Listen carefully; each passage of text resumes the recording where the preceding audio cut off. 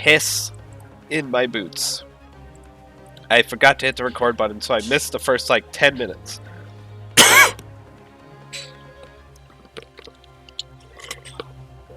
See, it's like puss in my boots, right? Except, it's worse. Because it's piss in your boots. You don't want piss in your boots. Unless you're into that. If you're into that, you do you. I'm not going to kink shame here. This stream is a kink shame free zone. Unless your kink is kink shaming. And then I can't really do anything about that. Unfortunately.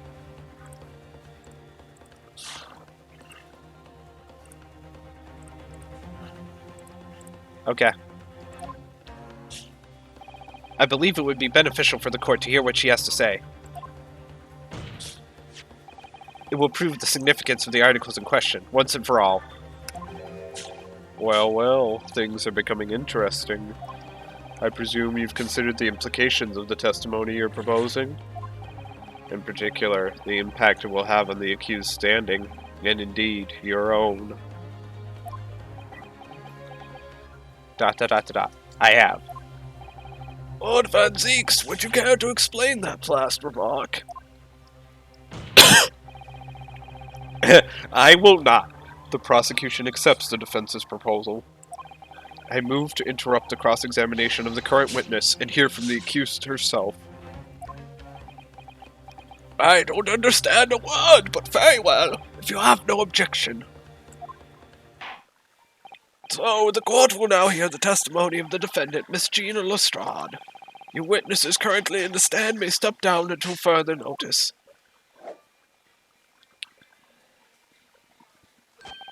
And I shall bid you good day. Wait. You, sir, shall remain in the stand while Miss Lestrade testifies. Not, as you wish. Alright then, Gina, it's time. I know this will be hard, but please, put your faith in me here. Good luck, Bruno. Oh god, now I gotta do the really bad Irish accent.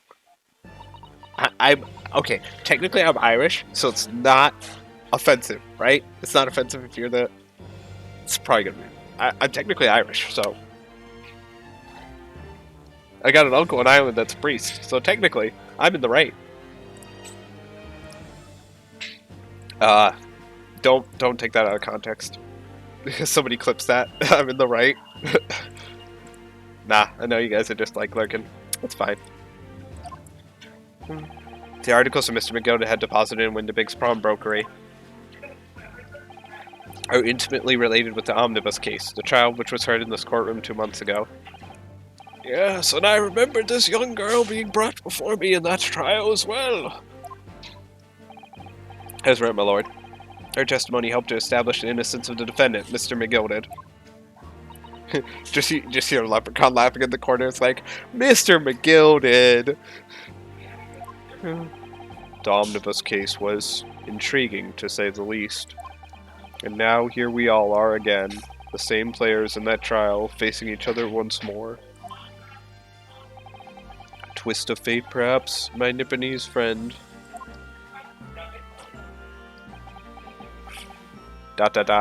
Allow me to recap the events of 2 months ago. An old brickmaker was stabbed to death in an omnibus running along London's winter streets. Apart from the victim, there was only one other person in the carriage, Mr. McGill. Naturally, he was the prime suspect for the murder. But as the trial progressed, another possibility emerged. That the murder in fact took place above the defendant's head on the roof deck, with the body then being dropped through the skylight into the carriage below. It was Miss Lestrade whose testimony brought that possibility to light. At the time of the incident, Miss Lestrade was concealed under a seat in the carriage, hoping to pick the pockets of unsuspecting passengers. Then, immediately after the trial, having being acquitted of the murder, Mr. McGill died in this very courtroom, in the most extraordinary of circumstances. A mystery that remains unsolved even now, 2 months on, as indeed does the omnibus murder itself. Be that as it may, I recall neither the disc nor the small box being mentioned in the course of those proceedings. Miss Lestrade. Would you tell the court now, please? What really happened in the omnibus 2 months ago, I mean? I don't know what you mean. I already said all of what I know. And what about everything you told us yesterday from inside your prison cell? Please, Miss Lestrade, this is extremely important. But... Remember, little girl, if it transpires that you willfully withheld information in the trial 2 months ago, the Home Office will seek to prosecute you for perjury. And naturally, you will lose all credibility as a witness. Although, let's face facts, you have little credibility to lose. Oh, I see. Here's the problem, right? If we let Gina tell the truth, right? We can connect the box, but we also lose all. Gina's testimony can't be relied on then, like in any way, shape, or form. We can't use it for anything. So, shiitake mushrooms. Ginny, don't listen to him. Please, you have to trust Runo now. Iris? We're on your side. Alright then. I'll talk. It's the right choice, Gina. Well, it would seem that my learned friend is hell-bent on bringing the entire courtroom down about his ears. So be it.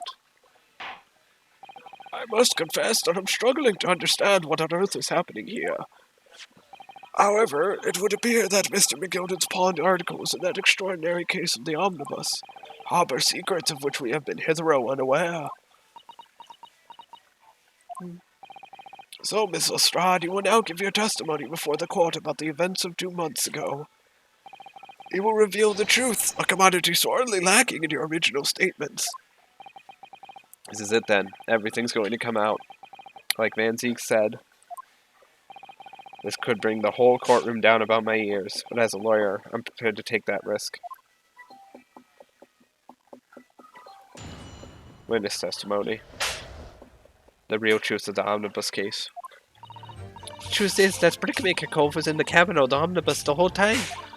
When the Irishman dragged me out from under the seat, I saw that disc on the floor. All of a sudden, I heard a scream from over me head, and the pair on the roof deck went off to call the slops. That's when McGilden slipped the driver some tin to do a run to the pawn shop roundabout. He threatened me not to snitch, not to say nothing to no one about what I'd seen or heard. Good grief, this is outrageous!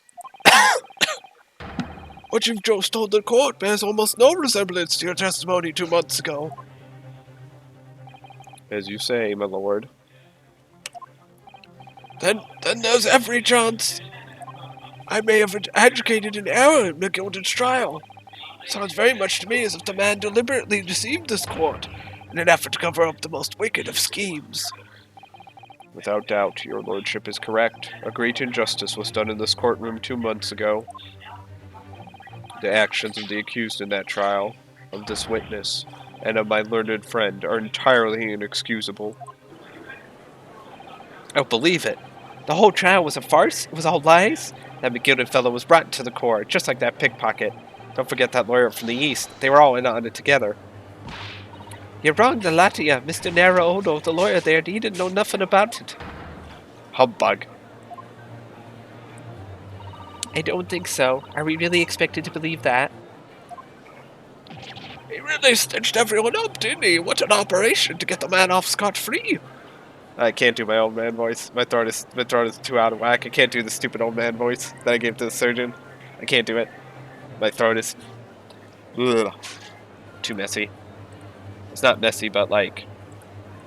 You know.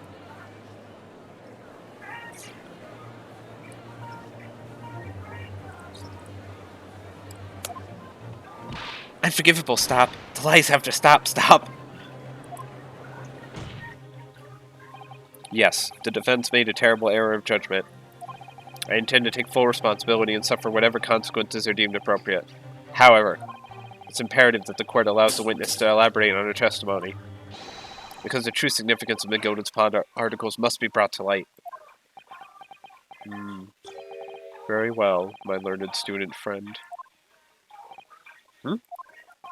Given the depths of calamity you have just plunged yourself into, this may well be worth hearing. Words fail me. This situation is utterly deplorable. Mr. Naruhodo. Just start vomiting uncontrollably. It's like, sorry, I don't know what's wrong with me. Yes, my lord. I will decide upon your fate following the conclusion of this trial. Of course, my lord. Blimey, Mr. Naruhodo. Now, counsel, proceed with the cross-examination. Cross-examination.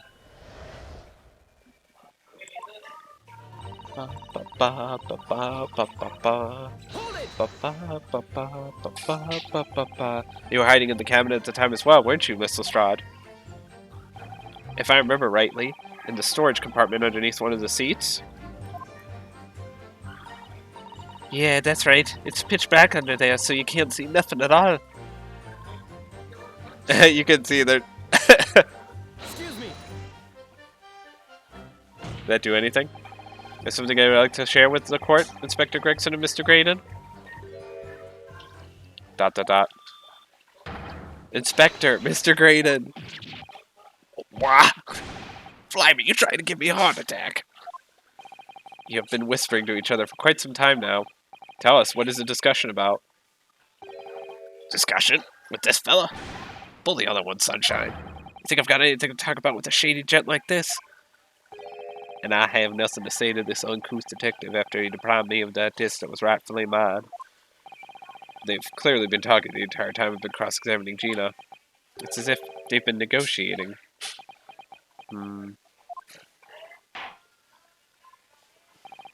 Well, kindly refrain from talking amongst yourselves while the witness is giving testimony. Yes, I'm sorry, my lord. What were those two talking about? Miss Lestrade, continue with your testimony, please.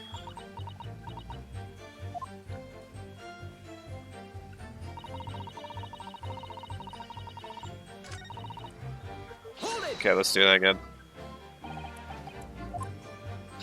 If I remember rightly in the story. Yeah, okay. Yeah, that's right. It's pitch black under there, so you can't see nothing at all. Now, in your testimony 2 months ago, I feel certain that you claimed Mr. McGilden was the sole passenger, did you not? False testimony, my lord. That's what you told me I had to say. But it's important that you tell us the truth now. Were Mr. McGilden and the victim acquaintances?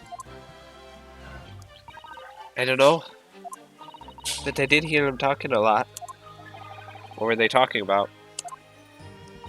Well, I couldn't hear too well, but if I had to say, I think it was about money or something. They kept talking about buying and not buying. Perhaps business dealings of some kind? Well, anyway, they got louder and louder. It started to sound like a proper fight.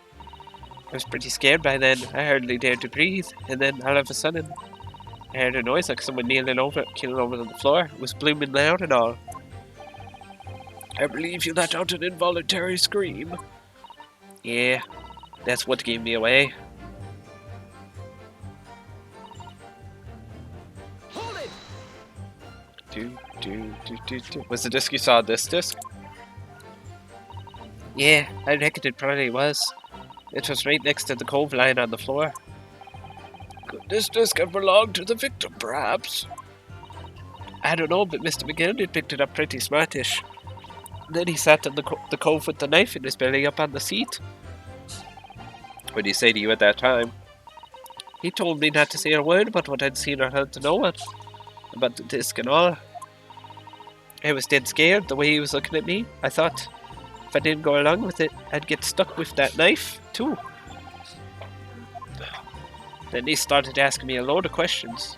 Like what my name was and where I lived and that. He asked me about being a diver, too. After a while, what had happened in the carriage was noticed. Yeah, that's right. First there was a kind of rapping noise.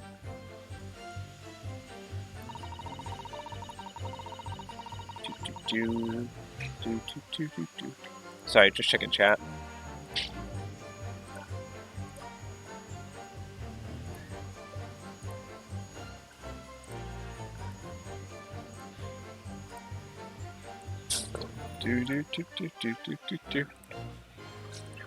Sorry, just like checking Discord real quick.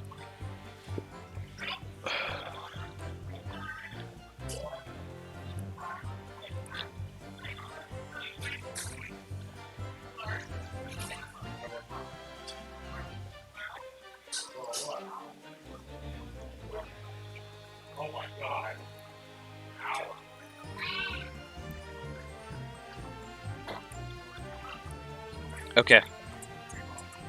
Hold it! There were two gentlemen occupying the seats on the roof deck, I believe. That's right. They must have looked down through the skylight and noticed the cove with the knife in his guts. When they screamed, the driver pulled up the horses and McGilda got me out of sight. Bruce fair play, Mr. First. Out of sight! Ah! Back under the seat where I started off. As the carriage came to an end, the two cubs from the roof ran off to fetch the slops. They immediately left to fetch the police. It would appear they were entirely unrelated to the incident. We got left McGilded, the driver, and you still at the scene. Yeah, only the driver didn't know I was there because I was under the seat. I heard the cabin door open and a voice from outside. The driver, yes, he also testified in the trial, I believe. His name was Beppo. I like him. Beppo. A fellow who went by the name of Beppo, if memory serves. Hello, Beppo. What did McGilded and the driver say to each other? I don't know what happened, and stuff like that, mainly.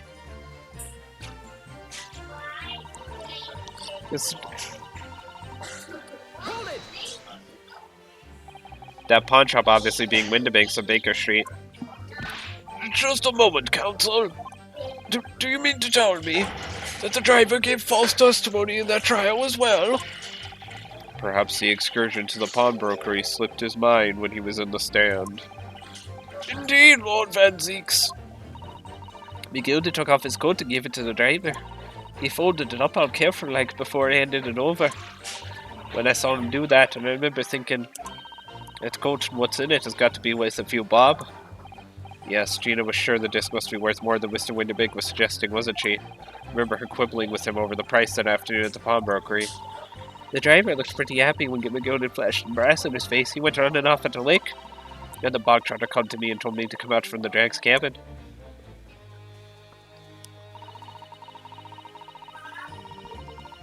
Hold it! Threaten you how exactly? Told me I'd only be able to Scarborough if I did exactly what he said. Which included giving false testimony in court 2 months ago. Yeah, that's it. And there was one other thing he said. Which was...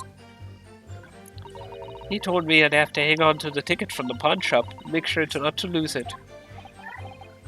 The ticket? Well, I never. I said that if he didn't show up to get the ticket off me before 2 months passed, I had to go to the pawn shop and pay the money to keep it in lug to stop it being forfeited. He left me with some brass to pay for it. But really, why on earth would Mr. McGilded have done such a thing? Depositing his overcoat with a pawnbroker before the arrival of the police makes no sense at all. There would seem to be only one logical explanation, my lord. What Mr. McGilded had the driver deposit in Windibanks was something he didn't want the police to see. Something very important that he needed to hide at all costs. Anyway, after that, he let me go, so I legged it before the coppers showed up.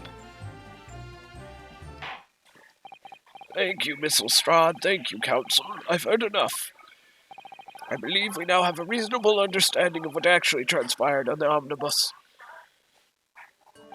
It would appear on that night 2 months ago, a negotiation was taking place on the omnibus. A negotiation concerning this disc. However, matters did not run smoothly. When the parties involved began to quarrel over price, McGilda took what he wanted by force, at the expense of the other man's life. Which proves my point. The disc is clearly extremely valuable in some way, although I don't understand why as yet. And 2 days ago, precisely 2 months after the omnibus incident, McGilded's coat and its contents were due to be forfeited. I didn't know what I should do with the ticket. I mean, the cove died right after his trial. I knew that. So you decided you would try to claim the articles as your own? Well, why not, eh? They were only going to be forfeited. Why shouldn't I have got them? Anyway, you can't blame me for thinking about it. Thinking ain't no crime. Mr. Lestrade, it would appear Mr. McGildet was prepared to kill in order to take possession of this disc. Do you know why that would be? Eh? I ain't got a clue. But I reckon it must be worth a fair bit of brass. He was probably going to sell it. And you can't blame me for thinking that. Thinking ain't no crime. I don't know who that is, my lord. Us bailiff. The evidence your lordship requested has been locked and... Oh, I thought he said locked and loaded. Has been located and is ready for the court's inspection, sir. Locked, loaded. He's got the evidence locked and loaded. He's got it in his pistol, and he's going to shoot it.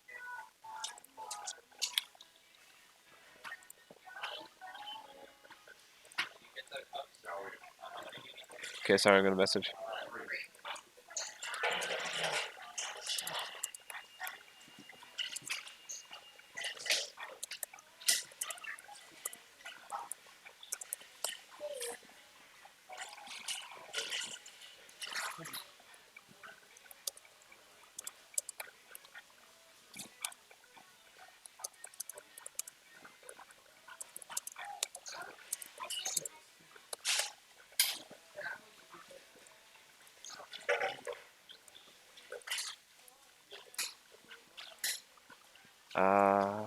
Yeah, let's do it.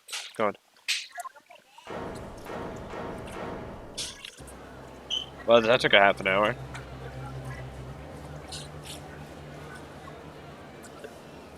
Sorry. Mysterious little box deposited by McGilda 2 months ago. There's no doubt in my mind that it's a key piece in this far-reaching puzzle.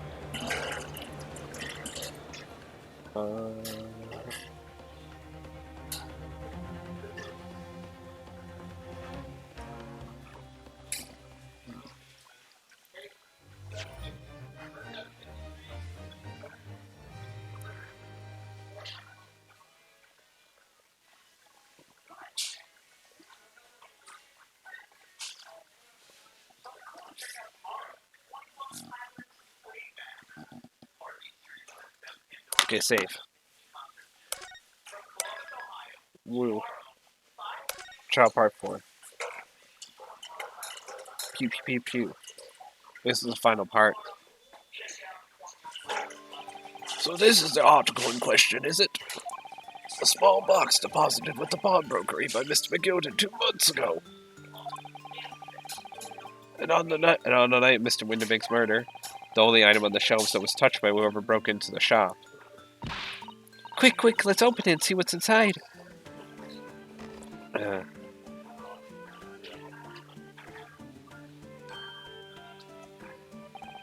Good gracious, this is no ordinary box, it seems.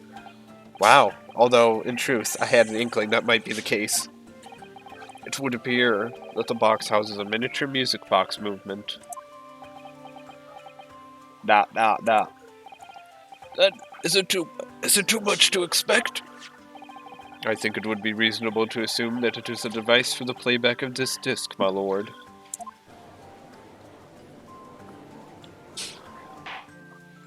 So, here we have the means to play back Mr. McGilder's disc deposited at Windibank's at much the same time. I'm going to go get water before my throat gives out. Yes, indubitably.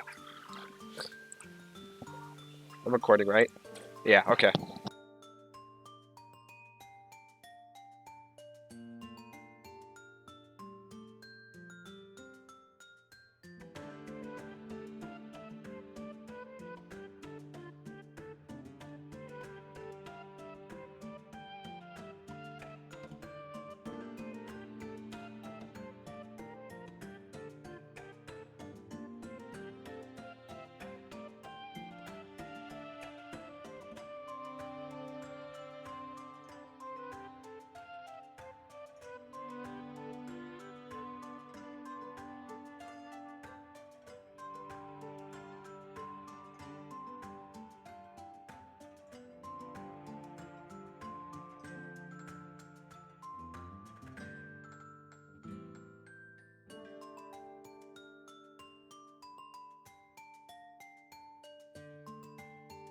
Okay, I'm back.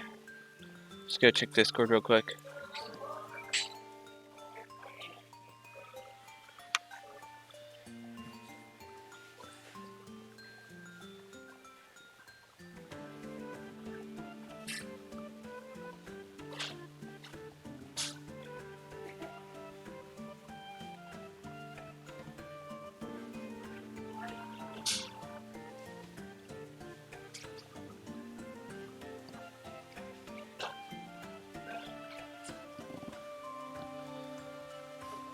Okay.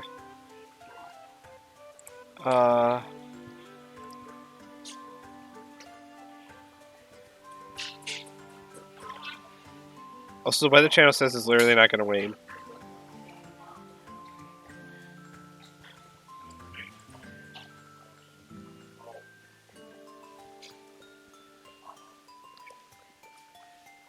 Okay. Cool. Okay. Do we have the means to play back Mr. McGilda's disc? Deposit and Winnipeg so much at the same time. Not strictly correct, my lord. It was not McGilded's disc. It was the disc of his victim in the omnibus. But why, for heaven's sake? Are we to understand that the brickmaker was trying to sell this music box disc to Mr. McGilded? Dot dot dot. I believe the answer will become clear if we listen to the music on the disc, my lord. Yes, very well. Let the court now listen to this curious disc at last. Wait, my lord. Good grief, what is the meaning of this, Inspector? The music box and the disc are, well, they're unrelated to the case. No need to spoil the somber atmosphere in this courtroom with some silly bit of music. This disc may very well have motivated the culprit in this case to commit murder. Clearly, there's every chance that it's fundamentally important to understanding what happened. The prosecution has no objection. But no, that piece of evidence is police property now. You can't... Clearly, Scotland Yard has some vested interest here. Sorry, I'm texting my mom real quick.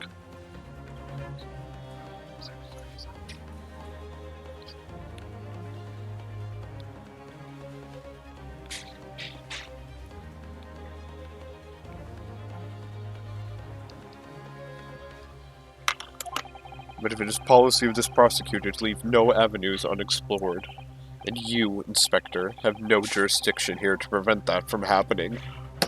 Fucking hell, I love Van Zeeks. Van Zeeks just fucking doesn't give a shit. If you try to tell him off, if you try to tell him what to do, he says, no. I do what I want. I love Van Zeeks.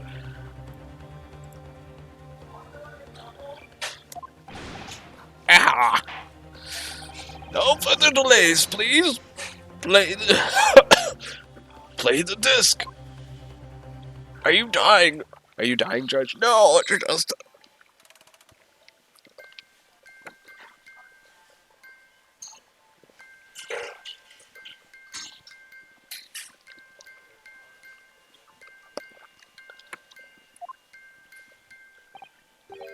What on earth? That's certainly not what I would call music. No. It's just the same note playing over and over again in a regular sequence. Hey. Mr. Graydon? This really is priceless. Let me show off my moves. After all that, the music box is broken. Broken? It can't be, can it? Well, obviously. In fact, I wouldn't be surprised if the officer sent to fetch it didn't drop it on the way back to the courtroom. Well, with much regret, I feel the court must accept that this music box offers little in the way of clues. Are you ready to move on, counsel? Come on. Yes, alright. It does sound as though it's completely broken, but is it? Could this music emanating from the music box possibly be a new clue? Yeah, it has to be. Could be a clue. No way. I believe that it could be relevant, my lord. Good lord, but how can it be? It's an abomination, Council! Mere noise! I fail to see how it could have any meaning whatsoever. There's noise! It's an abomination! I despise noise! Just fucking flips it, just like throws his gavel, walks out, just infuriated. Just everyone's like, okay. I like this reaction. I like that line. Hold on, I'm gonna take a screenshot of this. Does sound strange, I agree. But there's one thing bothering me. While Graydon stands there chortling victoriously, the inspector beside him has a rather telling expression on his face. It's as if Gregson recognizes the sound, as if he's familiar with it somehow. That's making him appear extremely on edge. If that's the stance of the defense, my Nipponese friend, answer me this. Oh. The judge just goes like, not this abomination, my ears! Just starts like covering his ears. Ears start bleeding. Just what relevance do you propose this woeful chiming has on this case? It's the defense's belief that the sound emanating from this music box is... Okay, well, it can be broken. Genre of music, not supposed to be music. Well, I know the answer. It's not supposed to be music. Just because it's a music box, it doesn't necessarily mean the sounds we're hearing are music. Look at that. The smile vanished from Graydon's lips as soon as I said it. I'm on the right lines here. It must be. He ain't making deductions based on how people react to what you say. You're acting just like Hurley, Runo. Objection! Either objecting the sounds we're hearing aren't necessarily music. Well, now that you've told us what they are not, I'm sure the court would like to hear what they are. Do enlighten us, my Nipponese friend. Well, surely you have an idea in mind, because if not, I will point at you. It will be the death of your ill-formed argument. Exactly. The music box is clearly broken. Refusing to accept that fact is pure foolishness. They've got me. I don't know what the answer is yet. Runo. I've just examined the music box very thoroughly. And I'm fairly certain that it's not broken at all. Really? Really, the way it's been made, it can only produce a single note anyway. Thank you, Iris.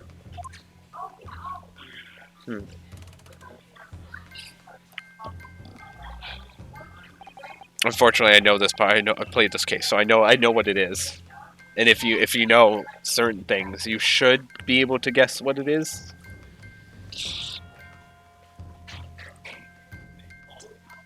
I don't know.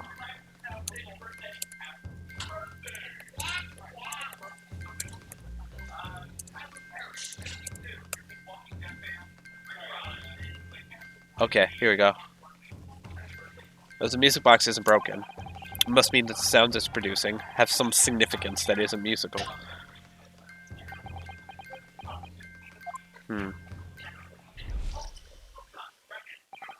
Ah. Could it be? Is that what these sounds are? Something's just struck me, Runo. I feel like recently, in the past few hours even, I've heard another sound very much like the one this music box makes. Yes, it's a familiar sound. Actually, Iris, I was just thinking exactly the same thing. I'm going to have to press the defense for an answer. If your assertion is that the sound produced by this music box is not in fact music at all, then what the devil is it, Counsel? All the evidence we've seen so far, all the testimony we've heard, it's all pointing to one single answer now. The prosecution demands that my learned Nipponese friend present proof now. Tangible proof of this latest wild speculation. Alright then. This could be the best chance I'm going to get to fight back in this trial. If I'm right, it's going to join all the dots together. The evidence that explains the true nature of the sounds on this music box disc is... What is it?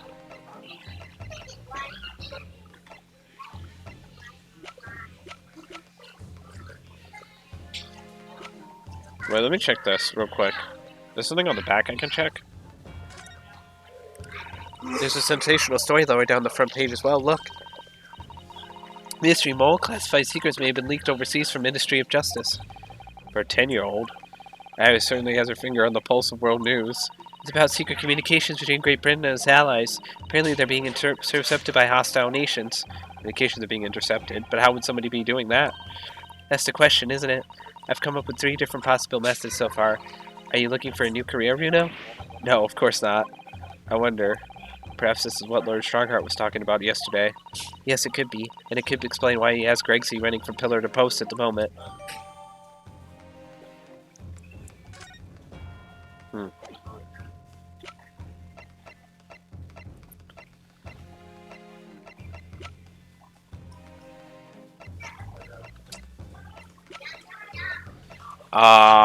Is it the newspaper? Take that! Is it the newspaper? Today's paper, Council. The headline is Pawnbroker perishes in big purse plunder. Highly supportive of your cause. Ah, no, my lord. I was hoping you'd look a little further down the page. Further down, Ministry Mole, classified secrets may have been leaked overseas from Ministry of Justice. Yes, this is a very serious matter being investigated at the highest level, I understand. I have heard that international transmissions along supposedly secure lines are somehow being intercepted and leaked to various other countries. And presumably, those transmissions are in the form of wired telegrams? Of course. Juror number 5, your input, please. Stop. Oh, me, sir? Whatever is the matter?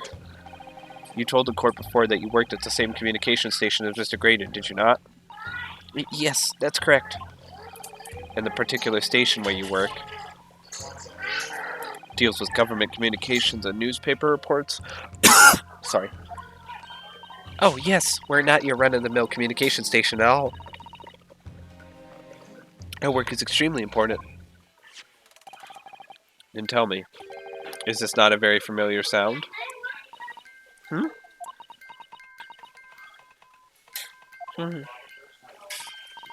You don't mean to say, is it?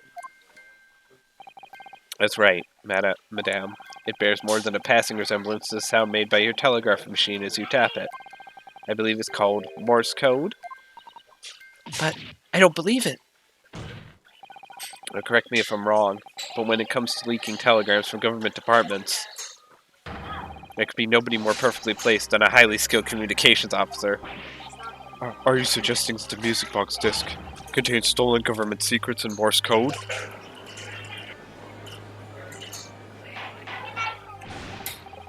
Please, everyone, order. But this is high treason, Council, deserving of capital punishment. Too much new vocabulary. What is this treason? And what is capital punishment? The sorts of words I'd half expect you to know. For our sovereign government's confidential information, hostile nations would surely pay almost any price. Yes, and on that night 2 months ago, that was the very negotiation that was taking place inside the omnibus. But in the end, McGilded perished, and the all-important disc lay unclaimed in the pawnbrokery. My word! In which case, whoever stole that information in the first place must surely have been beside himself with worry, because if the disc were to be discovered before it found its way out of the country. It would reveal an act of high treason punishable by death. So the culprit had no choice but to retrieve it. And in order to do that, he would have to gain entry to the pawnbrokery illegally in the middle of the night. Because the article left behind by Mr. McGilded would incriminate him too much if it got into the wrong hands. Isn't that right, Mr. Graydon? You think I've been stealing government secrets? Preposterous, absolutely preposterous. So, in response to the defense's accusation, you claim complete innocence, do you? Well, of course I do. Sorry. If I had to stand here in silence while that pretentious foreign lawyer has been prattling away, Objection!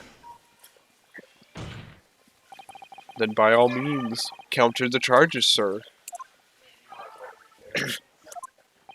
The prosecution demands the witness testifies in response to the accusations brought by the defense. Delighted, I'm sure. The witness is reminded that the crime under scrutiny in this trial is the murder of the pawnbroker, Mr. Winterbank. That being a most flagitious offense for which the law of this land sanctions a capital punishment. But the heinous act of high treason is no less serious a crime. I urge you to bear that in mind as you testify, Mr. Graydon. So then, let us proceed. You may.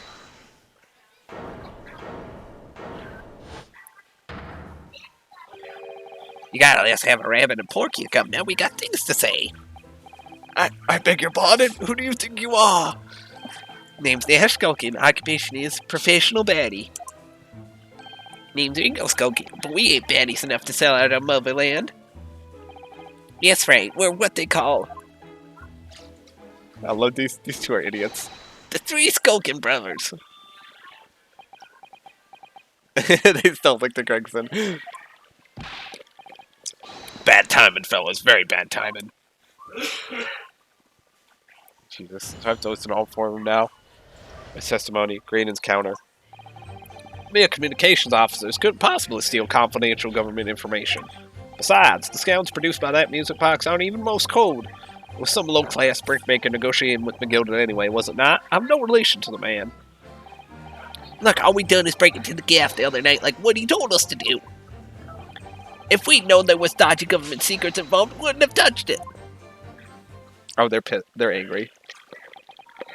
They're angry about the government secrets. They just admitted to him doing it. Okay. Mr. Skulkin. What Mr. do, Governor? What's up? I take it that you now admit to the crime. That on the night in question you did indeed gain entry to the premises illegally. And moreover, you did so as a party of three in collaboration with Mr. Graydon here.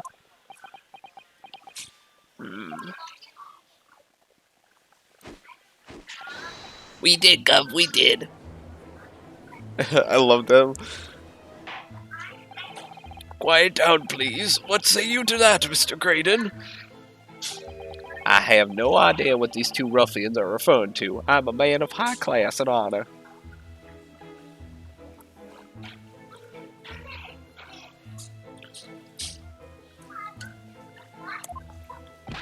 You little rotter, getting us mixed up in all this monkey business. You never said nothing about no government secrets. It was supposed to be a straight-up job. And what about the keys whose shop it was, eh? Poor old bloke didn't have to die, did he? Nice to know who your friends are. Whatever these men say, I deny the accusations. Indeed. Well, I certainly wasn't expecting this little music box to become so significant in the proceedings. However, as it has, I will admit it into the court record as evidence. Well, music box has been entered in the court record. Cross-examination. Graydon's counter.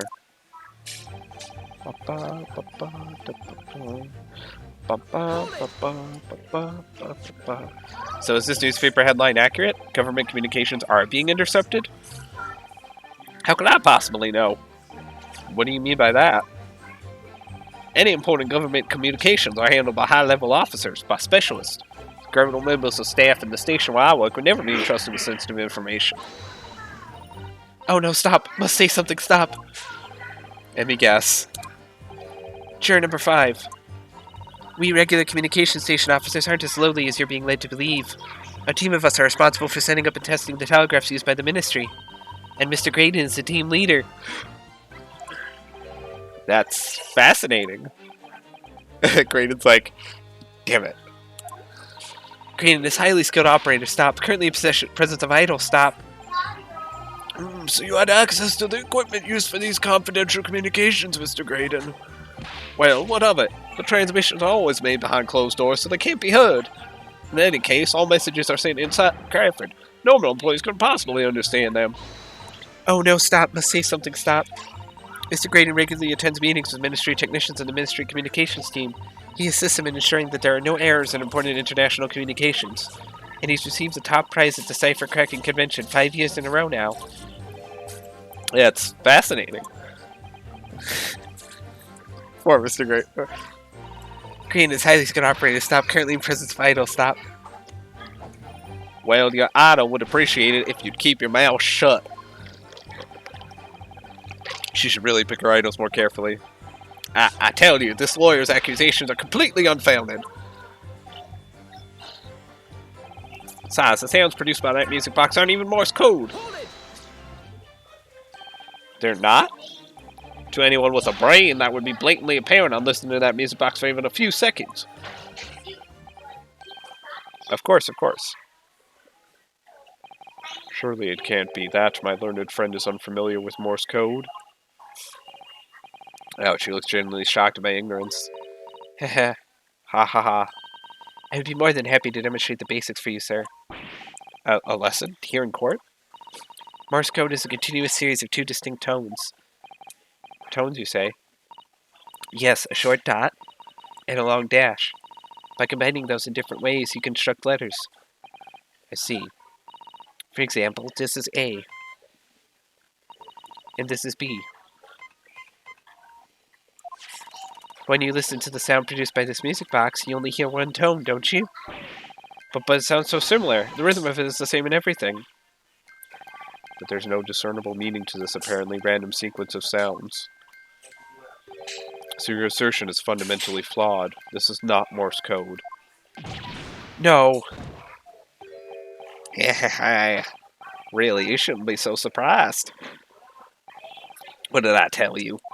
That music box is nothing but a worthless piece of scrap. Perhaps you might consider studying your subject matter before casting aspersions in future. Ah, stop. Nothing to say but stop. Oh, it's so frustrating, isn't it? Iris? I mean, if the government secrets are somehow being leaked using the music box, so many other things would slot into place so nicely. Could there still be something I haven't considered? Would it really be impossible to use this music box somehow to play back Morse code?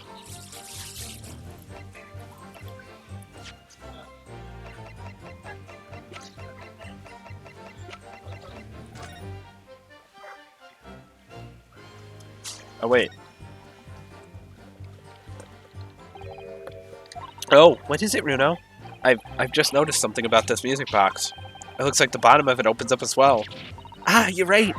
Well, come on then. What are you waiting for? Let's open it. Alright then, here it goes. Look at that. There's another movement on the underside. So, does that mean you could set another disc to play back on this side? Yes, I think so. And it looks like the two movements are linked together. They're linked? So if you had two discs, they would both play back at the same time.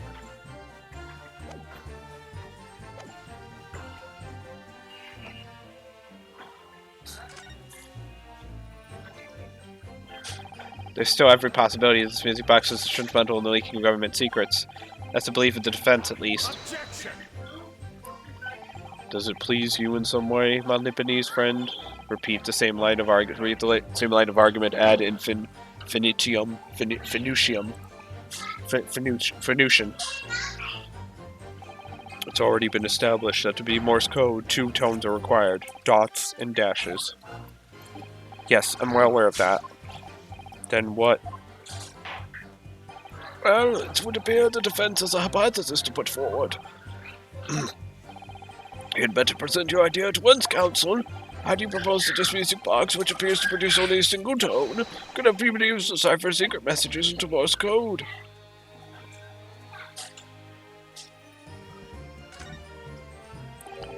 Oh, I'm skipping it. Okay, I'm just skipping this. Well, we already saw this.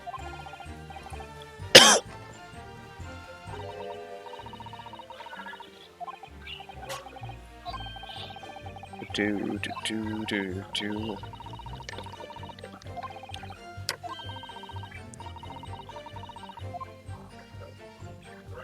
Got it. There we go. Good gracious, what am I looking at here? Another movement on the other side of the music box. What? It appears, my lord, that the two movements are linked together. In other words, you can put two discs in this music box, and the sounds of both will play back at the same time. Good heavens! As the court has heard, Morse code comprises of two tones, a short dot and a long dash. With a second disc in place, this music box could be used to generate Morse code and convey a message.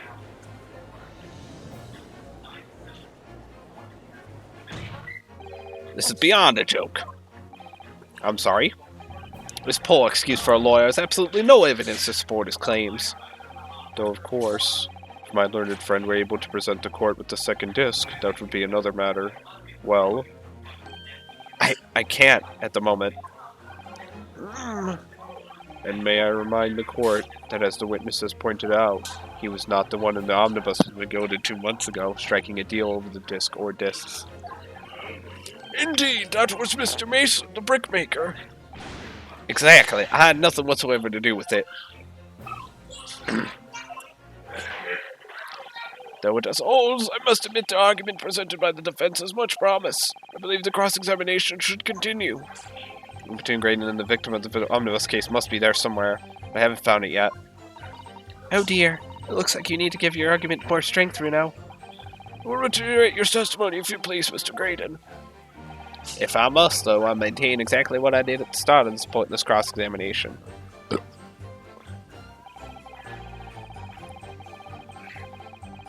Hold it!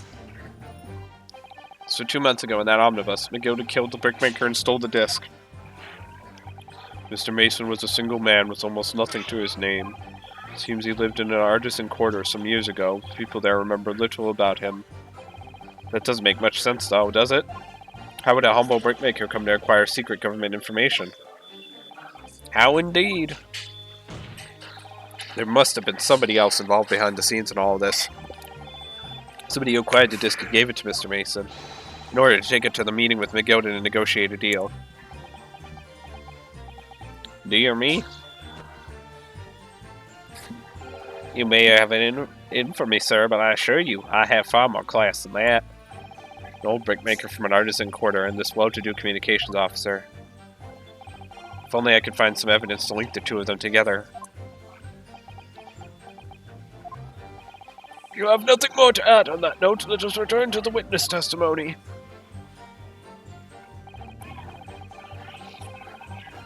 Hold it! Like Mr. Graydon told you to do, you mean? That's it, yeah. Who else, eh? Silly me thought he was just popping over for a matter after all them years, but the rider had a dodgy job for us. Ash?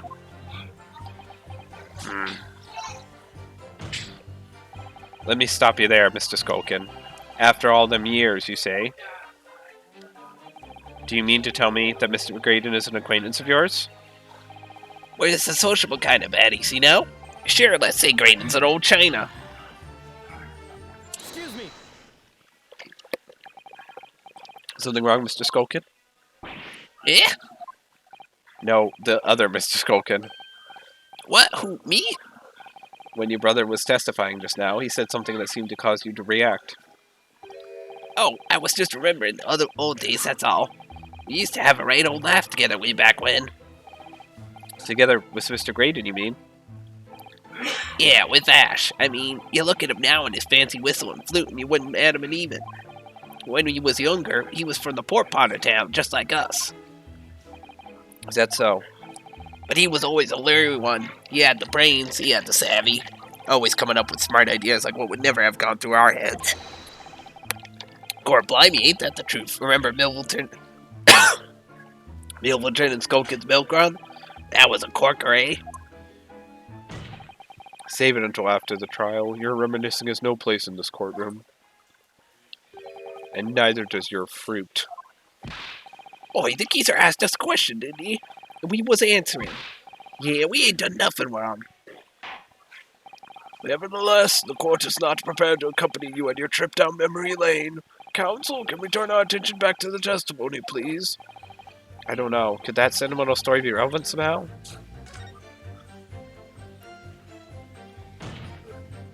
My lord, Yes, counsel. the brother's last sentimental statement could hold vital information relating to this case. Very well, counsel. I will permit the brothers to supplement their testimony with that detail. Briefly, I hasten to add. Say no more. Skulkin's never sunken. Skulkin.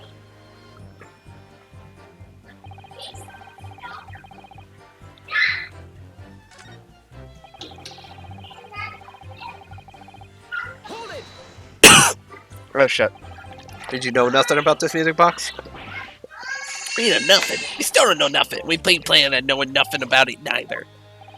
Well, 2 nights ago, you did indeed break into Winterbank's pawnbrokery, didn't you? In your original testimony, you said that the door of the shop was ajar, and that it was like some kind of a sign begging you to go in. But the truth is, you were planning to break into Winterbank's all along, weren't you? We were, Gov. We were. You're right there. Because that's what he told us to do. It was his plan. Why was it Mr. Graydon's plan to break into Winterbank's that night? Did you not ask the reason? Well, he said the place was full of stuff worth nicking. That's what he told us beforehand, anyway. Turned out it was a load of cobblers, didn't it? And we're best pleased, I can tell ya. In case if they know the real reason, it doesn't sound like they're going to give it away. Hold it! I'm sure I'm going to regret asking, but what exactly was that? Some kind of business? It's a little scheme we had going back when we was youngsters. A bit of fun, really. Delivering fresh milk to the locals, that's what it was all about. That sounds alarmingly legitimate. There must be a catch. I suppose since we're here, should ask them to elaborate, but on what? A business name. So this business was just a bit of fun, you say? Did yourselves and Mr. Graydon involved? Yeah, that's it. Milverton and Skulkin's milk run, was it? Yeah, that's it. And where did the Milverton part come from? Oh, right. I thought a clever clogs like you would have worked that one out. That is... Enough of this. How much longer are we expected to listen to this drivel? I don't... Let me guess. You don't accept anything these 2 witnesses are saying? Tell me, why is it that it was only at the mention of the name Milverton that you decided to interject? Because it weren't the happiest of homes that one came from. Yeah, his old man was struggling for money so much his wife walked out on him. She took the name Graydon then, see? But Ash will always be Milverton to us. Milverton. So that used to be your surname, did it? Of course not. This is all bunkum. I've been a Graydon since I was born. Do you really think you can rely on the testimony of these 2 thieves? You're a communications officer attached to the civil service. As such, your personal details will have been thoroughly checked at the time of your appointment. It would be a very simple matter indeed to subpoena those records, Mr. Graydon. Well, it would appear that Mr. and Mrs. Skulkin's testimony has been reliable, for once. You were born Ashley Milverton, then? Is that correct? Very well, yes. So Ashley Graydon was once Ashley Milverton. That information could change the things, and could turn out to be extremely important.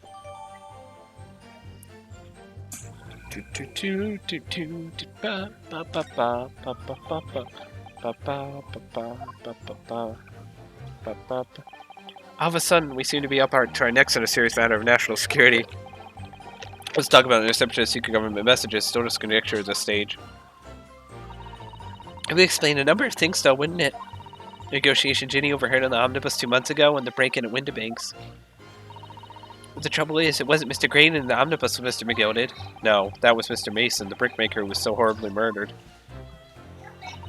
If only there was some link between the 2 men somehow.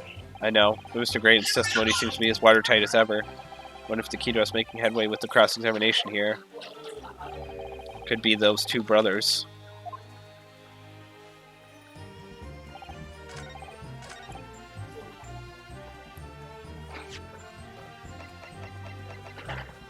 We gotta examine this. Objection. There we go. Mr. Ashley Milverton. Tell me, why did you try to hide your former name from the court? Because I haven't gone by that name for years. It means nothing to me. No, I don't think that's the real explanation at all. The truth is, you had a reason to hide that name. Explain yourself, please, counsel. I have here the notes from the Omnibus Case, my lord. As we all know, the victim, the man who we now understand to have been negotiating with McGilded. Yes, Mr. Mason, the brickmaker. That's right, only Mason wasn't his surname at all. It was his given name. His full name was Mason Milverton. Milverton? Do you mean to say Saints alive? Mr. Ashley Milverton, is it not the case that the brickmaker Mr. Mason Milverton was your father? I don't... As I believe I mentioned earlier, your family history will have been thoroughly checked when you join the civil service, and it really would take no time at all for the court to subpoena those records. The truth is, you have been illegally acquiring highly confidential government information and selling it on to McGilded in collaboration with your father. Ah!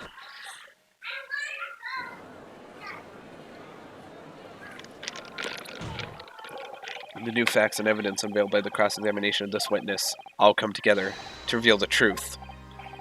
The truth, you say? That you collaborated with your father, Mr. Mason Milverton, in the legal dealings with Magnus McGilded. I didn't. This music box, you mean, counsel? Yes, stealing information being sent in secret government communications and selling it on to McGilded. Mr. Graydon concocted this elaborate scheme of using 2 music box discs to encode the information, as presumably a safety measure against the information falling into the wrong hands. And a very effective one. I shouldn't have given the scheme any credence whatsoever. But the deal with McGilded went sour, and the brickmaker met his end.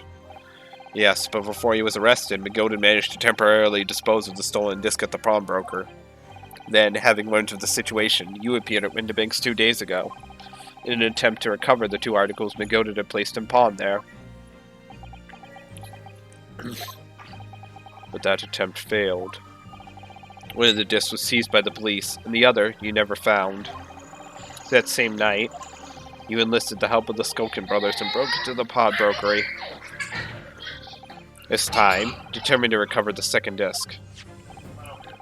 Are you suggesting that the second disc was inside the music box? Eh? We never knew nothing about that. On the night that Mr. Windibank was killed,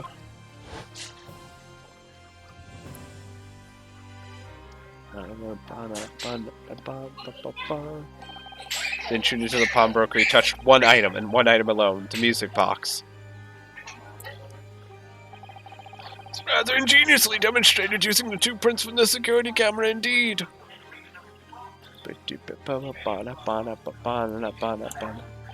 So, the question that naturally begs answering is this: why was only that one article disturbed? The answer is obvious, because it contained the second disc, which the intruder was desperate to retrieve. Since, if it were to fall into the hands of the police, it would be proof. It would be proof of high treason. Well, Mr. Graydon, do you deny that all of this actually began on that fateful night, 2 months ago? I refuse to accept any of this nonsense. Sir, there appears to be blood seeping through the sleeve of your jacket. Oh, I didn't even see that. What? 2 nights ago, we know that 3 shots were fired at the scene of the crime in Windibank's pawnbrokery. One took the life of the pawnbroker himself. One struck the pouch around Mr. Holmes' waist. And the final bullet struck the calendar on the wall of the shop, having first pierced the arm of one of the intruders. Mr. Graydon, that wound on your arm that you seem to be trying to hide, It's a bullet wound, isn't it? He's got you now, me old China. Time to call it quits and croak, I reckon.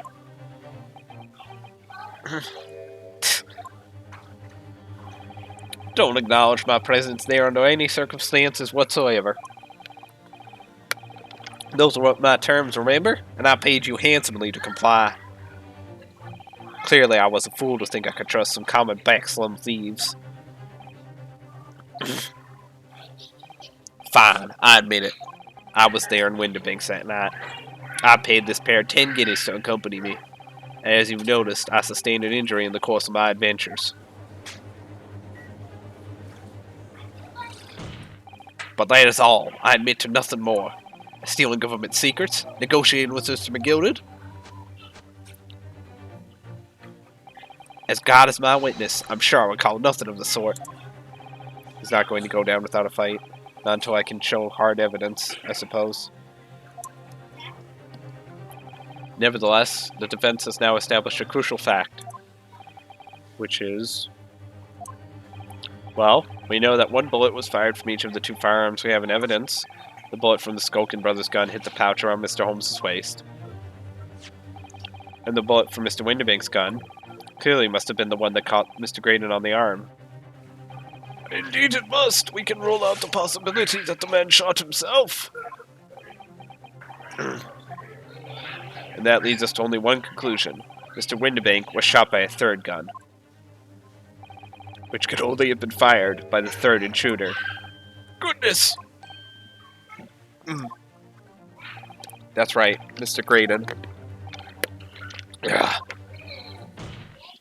The only person who could possibly have shot Mr. Winterbank that night is you. Hold it!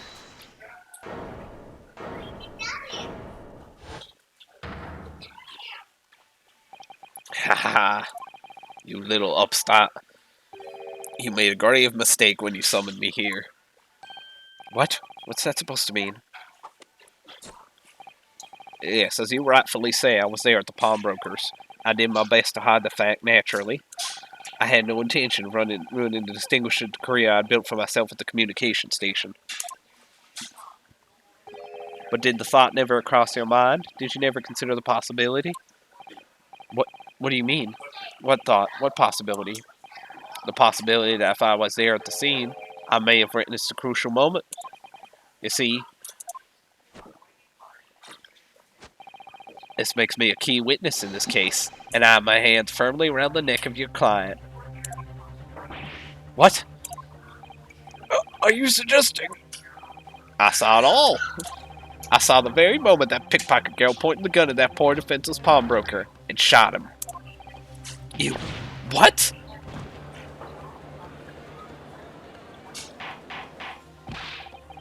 Order! Well, it would seem we are finally entering the last act of this theatrical trial. Mr. Graydon. Yes. I trust you are fully aware of the implications here. If it is shown that your claim is false, you will have incriminated yourself as the killer. Oh, I understand fully. I mean, I must ask you to give your formal testimony once more. You will explain to the court precisely what you saw at the moment the defendant allegedly shot the victim. nothing would give me greater pleasure.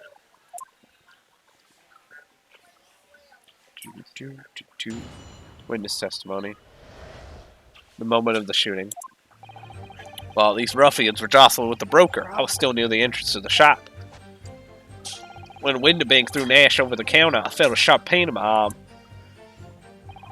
I pursued the man, but he shot himself in the storeroom. I could see him through the peephole in the door, though.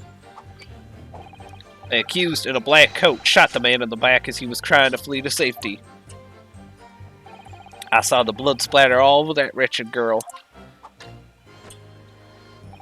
Then she tossed the gun out of the peephole, so I picked it up and made my escape. Good gracious, this is quite extraordinary testimony. You claim, sir, under oath, to have clearly seen the defendant pulling the trigger.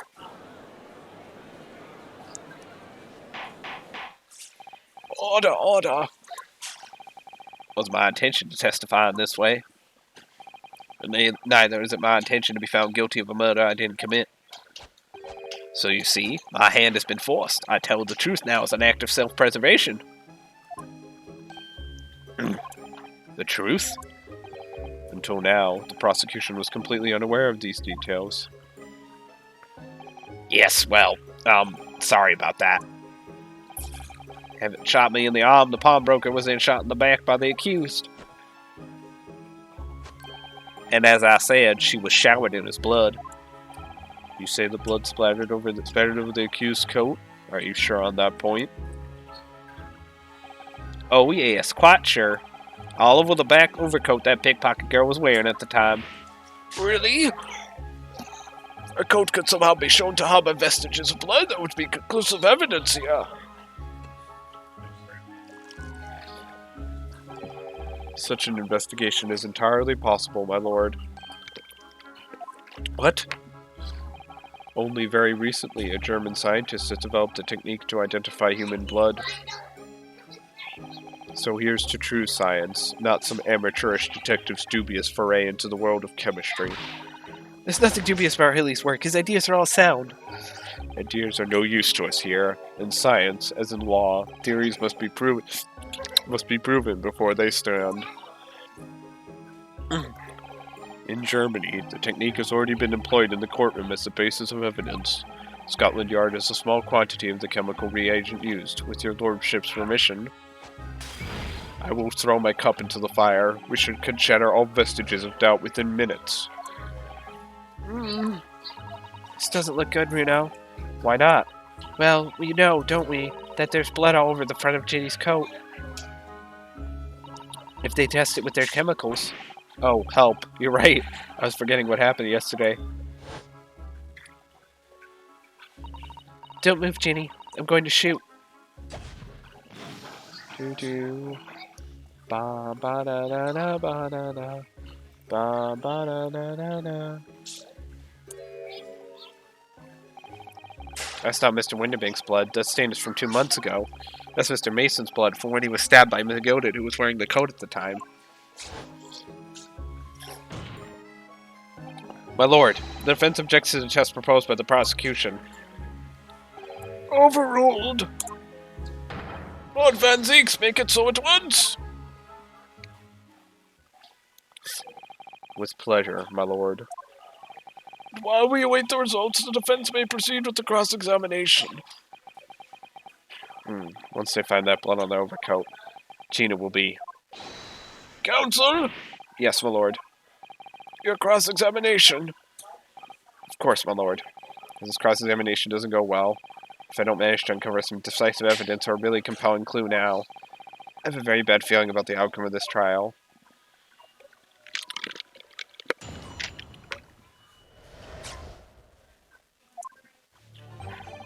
Hold it! Mr. Winterbank emerged from the storeroom, I believe. Ringo and Nash were scouring the counter when he suddenly appeared or flew at them. He already had the revolver in his hand. Fortunately, I wasn't too close. You haven't been so scared in all my life.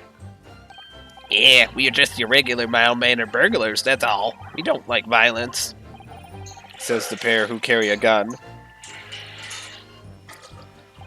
What do you mean when you say you were near the entrance to the shop?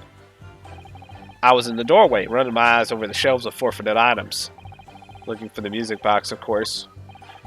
Broke away for Nash in the first place. Then Ringo joined in, making it 2 against 1, so I assumed they could handle the situation. But I was wrong. I was trying to help me, little bruv, but the old geezer chucked me over the bloomin' counter. So I pulled me gun on the old fella, and that soon made him scarper. Pair of you setting upon the poor defenseless pawnbroker together, shame on you. Sorry, Gov.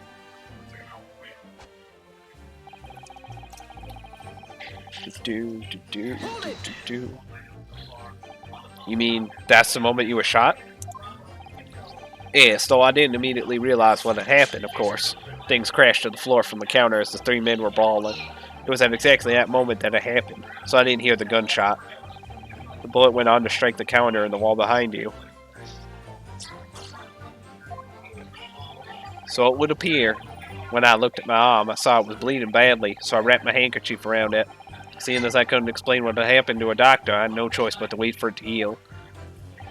I didn't imagine it would still be bleeding 2 days later. Mr. Winterbank intended to shoot you, do you think? Well, now, I don't imagine he even noticed I was there, to be honest. Perhaps the gun went off accidentally. Anyway, it didn't quite strike home. I pulled me gun on him. He tried to shove me out the way. And then he scarpered through that door up back. Which point, what did you do? Mr. Manley shoved himself in the storeroom. I could see him through the peephole in the door, though. Hold it! You mean you chased after him? I won't call the reason why, but I ran after him to the back of the shop. What about this peephole in the door you mentioned? Oh, unsurprisingly, the storm door's a solid job, made of stout wood. But there's a small opening at about head height, though. Let's see what's in there from the outside. Actually, I should know that, shouldn't I? I looked through it myself that night.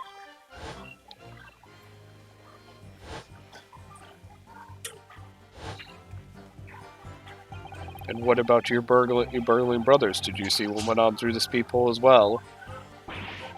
Not like it, Gov. Didn't see nothing of the sort, Gov. I doubt these two buffoons were even aware of the peephole's existence. The Skokin brothers were there, but they didn't see the killing of Mr. Winterbank take place. Inside the storeroom, I could see the broker and that young girl standing there. The defendant? Yes, though neither of them noticed that I was looking. The girl raised her gun and pointed it straight at the man. And then, what did you see next? The accused in a black coat shot the man in the back as he was trying to flee to safety.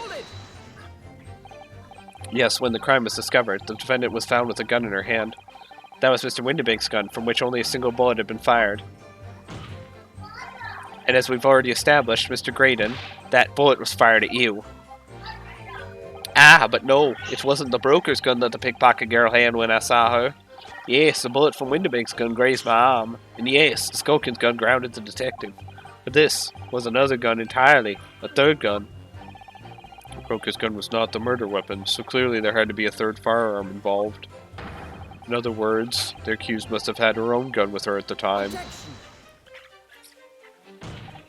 But no other gun was found at the scene. Ha! Calm yourself, counsel. Sorry?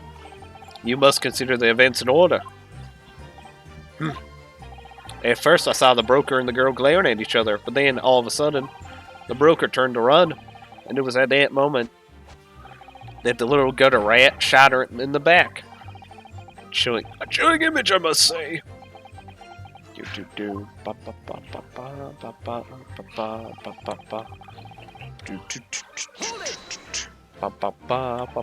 All over her?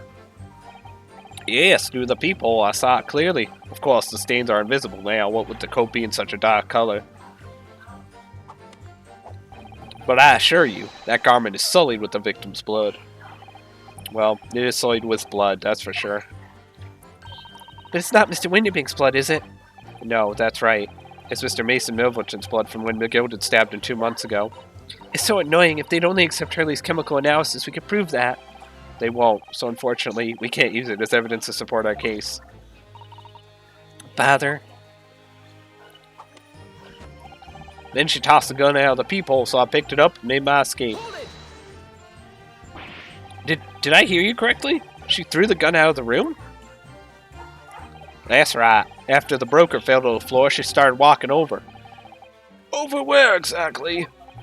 In the direction of the storeroom door, to where I was watching. Of course, I quickly retreated, and then the girl dropped the gun through the peephole into the floor on my side of the door. Why on earth would she do such a thing?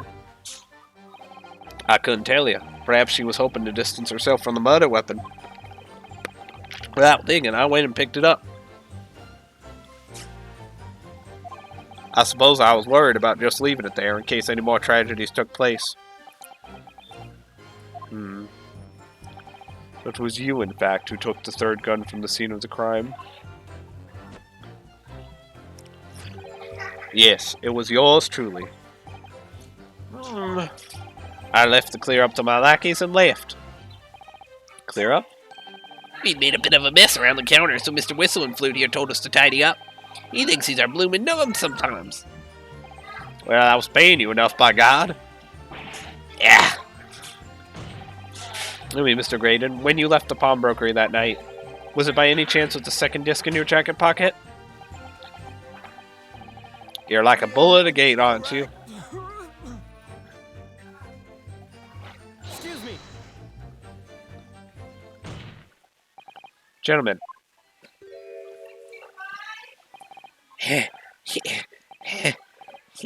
Ha! Something wrong, Sunshine? That should be my line. You do realize you were just violently shaking Mr. Skulkin. Blimey, this deer's a bit of an hooligan, ain't he? What was going on just now? You saw him, he grabbed me whistle. By the blazes, he said, didn't you mention the third gun when we got down to the station? Why didn't you? 'Cause we didn't know nothing about it, or that flaming peephole in the door. Sorry, Sorry about that. They can be prone to losing my rack sometimes. Not hurt, are you? Gord blimey, see the way he's looking at me? I'm telling you, this deed gives me the willies. that was strange. The inspector doesn't normally get quite as worked up as that. He wouldn't normally grab someone. No, that wasn't like Grexy at all. He's normally all sweetness and light, no matter what I say to him.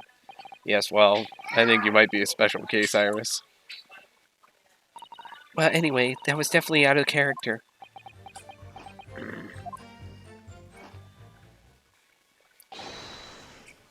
My lord! Requesting your lordship's permission to interrupt the cross-examination. Explain yourself, officer. And the results of the test was ordered earlier, my lord. Ah, the blood on the accused overcoat. Thank you, officer. Very well. The cross-examination is hereby temporarily suspended. I presume you have no objection, counsel? No, my lord.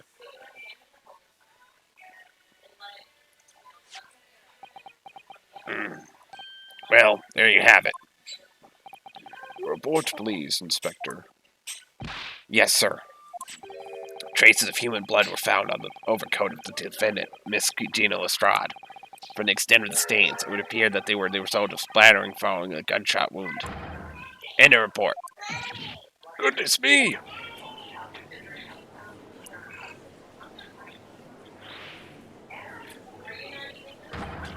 See? What did I tell you? Objection. No, the blood on that coat is not Mr. Winterbank's. What on earth makes you say that, counsel? The coat originally belonged to Magnus McGilded.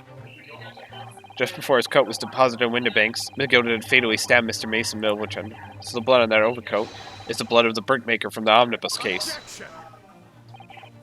Well, the dead cannot speak. Isn't that right, my Nipponese friend? Sorry?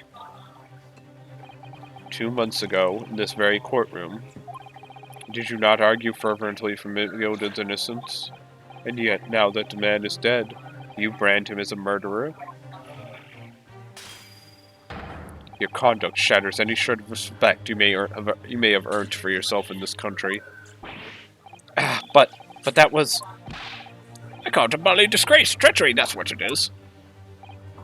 How to determine whether the blood on that coat is 2 months old or not?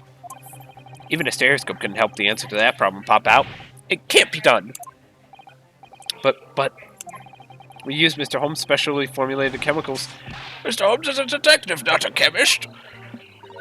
Would you put such faith in a chemical formula devised by me, for example, when I'm a communications officer? I held out Perodsky to starving... I held out Perodsky to starving boy, and he ran away crying. Sherlock Holmes is barely more than a figment of the public's imagination. His name carries no weight in this courtroom. No weight at all. How could you say that? Victory is sweet indeed. This proves that my testimony is the whole truth from start to finish.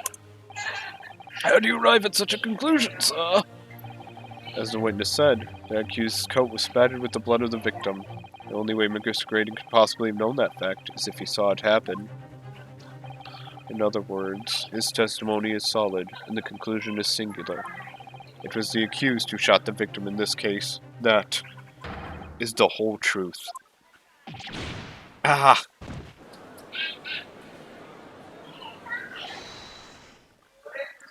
Wait, hold on. Nothing. Okay.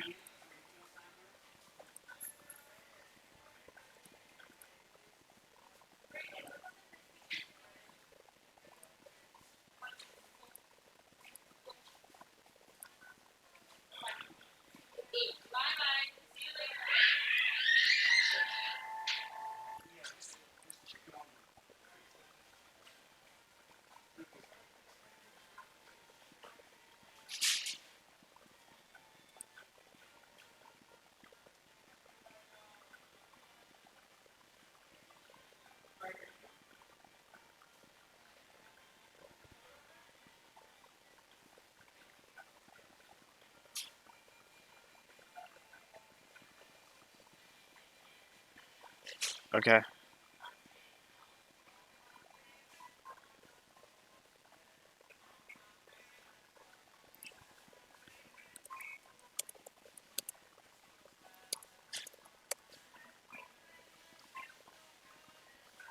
Yeah.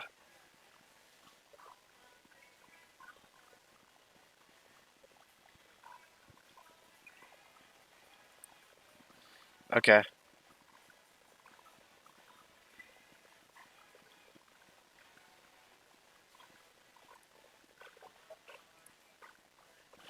Okay, sorry.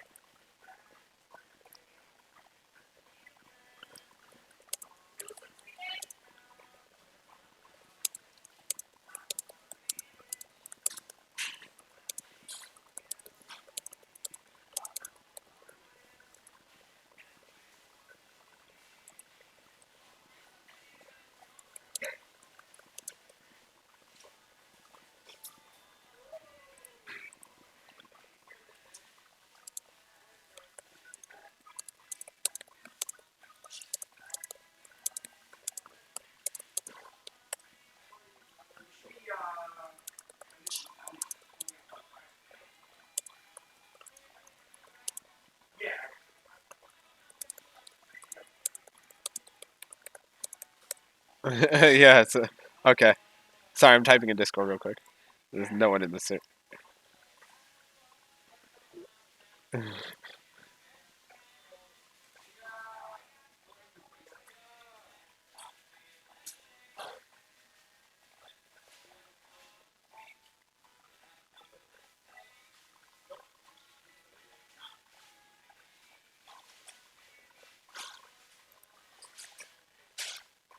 Okay. Yeah.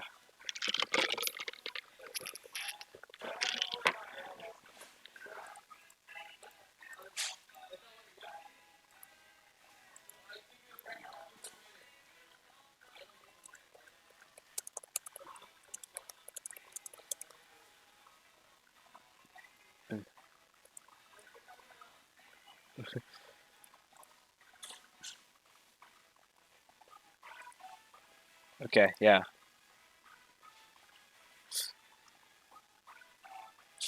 Okay, sorry, I was typing in someone.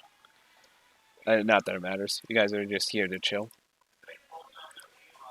Okay, back to the game. My lord, been a long battle this one, but this old warhorse has something to say now, if you please. Mr. Foreman?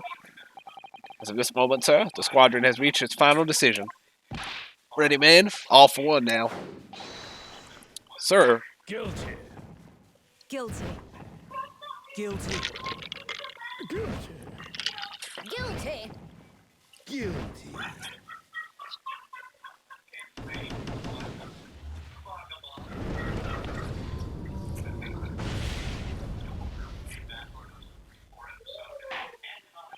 Well, it would appear the ladies and gentlemen of the court jury have reached a unanimous verdict.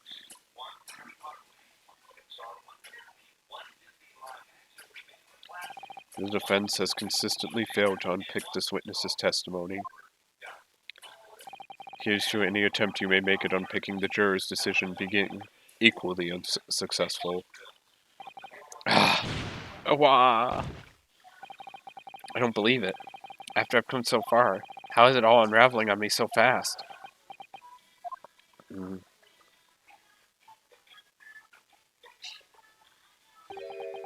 How very distressing to be held in such low esteem. Who's that? Wouldn't you agree, Mr. Naruhodo? Officer, we've delivered the report now. That will be all, thank you. It occurs to me with some regularity, Mr. Naruhodo. Scientific truths are determined not by science, but by none other than the human mind. I know that voice. It's Sherlock. Am I going mad? Yeah, it's Sherlock. He's wearing a fake mustache too, that's great. Mr. Holmes! What? What is the meaning of this? This is great. Odd, huh? What business do you have here, detective? The last I heard you were recuperating in hospital. As well I would be, had I not been set upon an errand. What errand? Hurley, it's really you. You're awake at last. Yes, good day, Iris. I appear to be rather late to rise. My apologies. Now, my lord, if you will humor me. In what manner, sir? I have something of great importance I wish to give to the young lawyer over there. I need no more than 5 minutes. Would you be so kind as to spare us the time? What say you to this, Lord Van Zeeks? This trial has taken many hours of the court's time, having spent so long already. Exactly, having spent so long already, we don't want to go waste any more precious time. As I was saying, having spent so long already, it would seem churlish to deny the defense a mere 5 minutes. Eh? Very well then, counsel, you have 5 minutes. You have 5.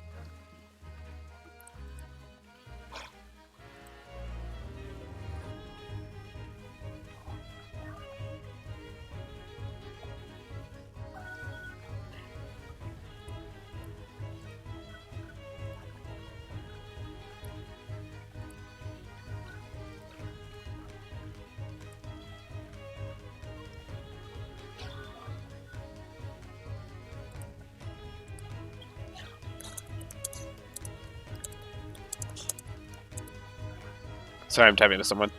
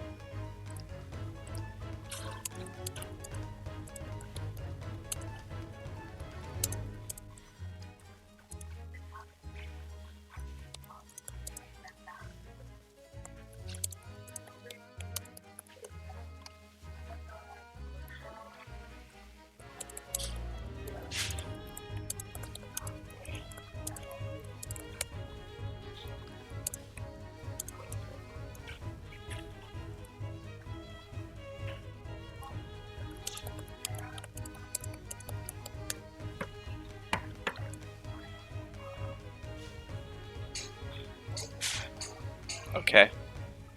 Sorry.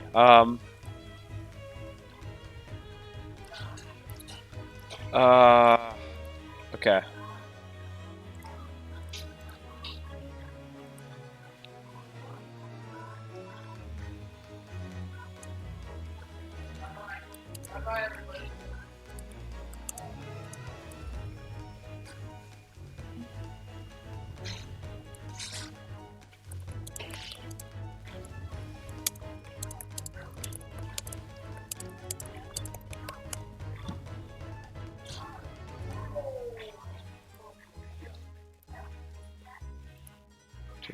Do.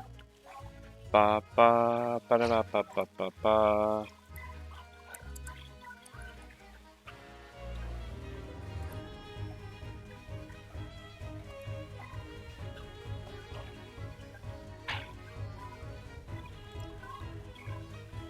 Okay. Sorry about that. My dear fellow, I apologize for my tardy arrival. Mr. Holmes, are you alright now? Ah, alright. I'm all wrong. Sorry. I've only just managed to summon the strength to stand, man. I asked the judge for 5 minutes. But I fear even that may prove too much for me. Pray forgive me should I pass out. Let's make this discussion as short as possible. Hurley, this place is full of idiots. None of them can see how wonderful your chemical blood analysis is. Oh well, that concoction of mine was really just a bit of sport to assist me in my investigations. I never took the trouble to refine it for appraisal by the scientific community, an oversight on my part. Right, modesty? Surely not. But enough of that. I'm here to give you this, my dear fellow. What's that? A lavender furoshiki wrapping? A leaving present from Miss Susato. Mr. Sato? If possible, matters were to be settled without me giving you this. Those were her instructions when she asked me to do her this favor. I don't understand. Miss Susato foresaw today's events, I believe. She knew that the culprit would attempt to escape justice by means both devious and underhand, and that you, Mr. Naruhodo, fighting fairly as you are wont to do, would find yourself in considerable peril. At that very moment of crisis, you were to be given this small parcel. Those were the dear lady's instructions. A leaving present from Miss Susato-san. Whatever could it be? What is this? Oh! It's a machine I made. Ah.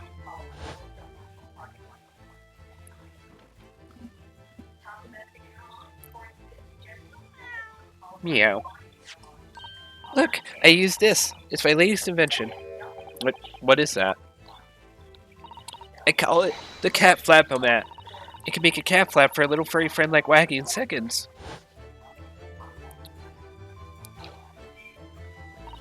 What's Susie up to? Miss Susato muttered the following words before she left. I'm a failure. I don't deserve to be a judicial assistant. What? Didn't she say something like that? You really are the best judicial assistant in the world. Well, that's extremely flattering. But I'm sorry to say that I've been a complete failure. Whatever did she mean by that, Mr. Holmes? That night, when you left Windibanks in pursuit of the thieves, Miss Susato made use of this contraption for a certain purpose. That is your answer, dear fellow. Not at all cryptic, then. Nacho-san used this cat flap-o-mat that night. Why? Cat flap-o-mat has been entered in court record.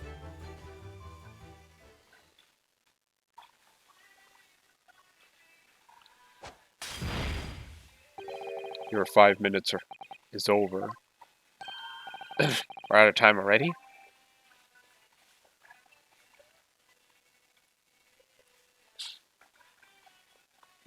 I'm grateful to you for affording us that brief recess, Mr. Reaper. I need no thanks, detective.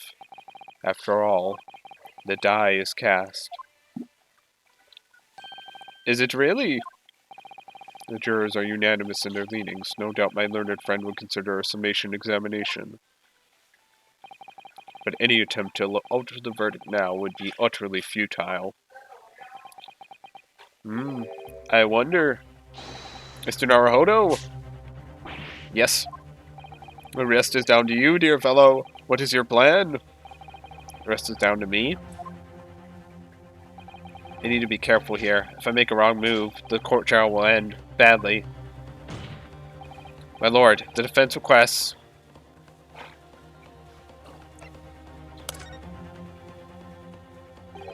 further cross-examination. Objection! The jurors have spoken. Protocol dictates that you may not cross-examine a new witness now. Objection!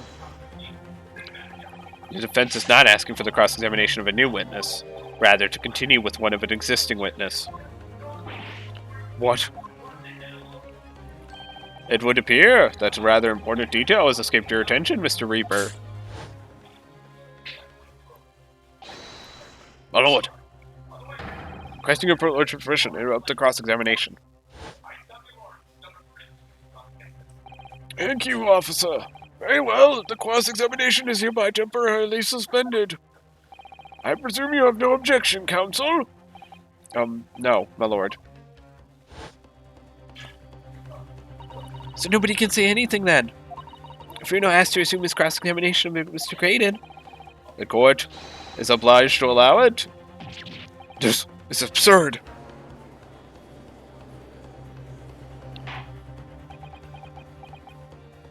I would remind those present that this is my courtroom.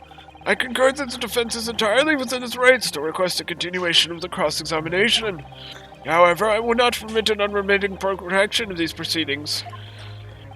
Therefore, I have decided to afford the defense one final opportunity in concluding the cross-examination. Counsel, you must choose but one statement from the witness's testimony, and but one piece of evidence to present in support of your argument against it.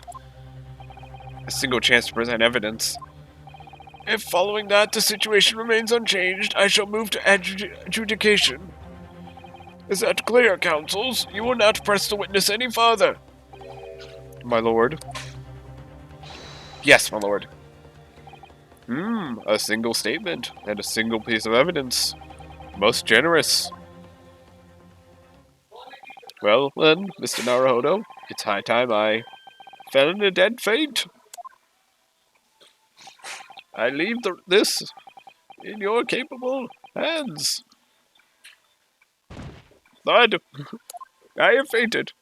Mr. Holmes.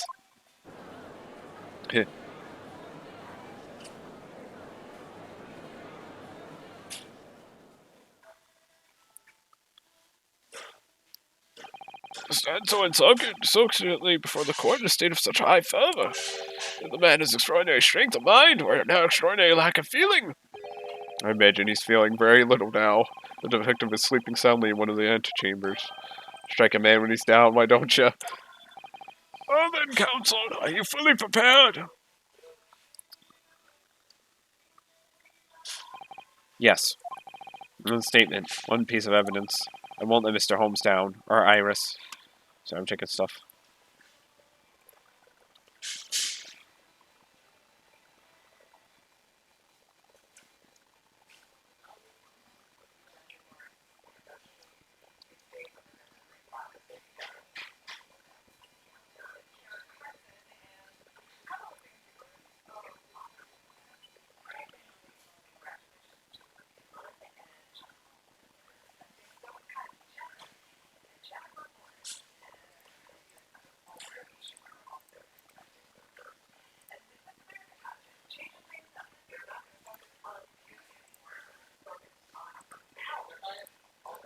Okay, sorry. Sorry about that.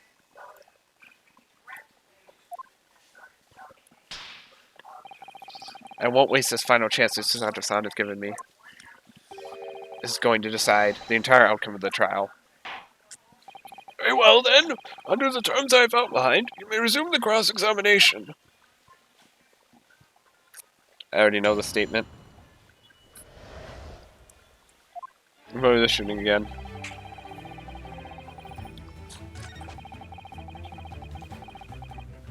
This is a good song.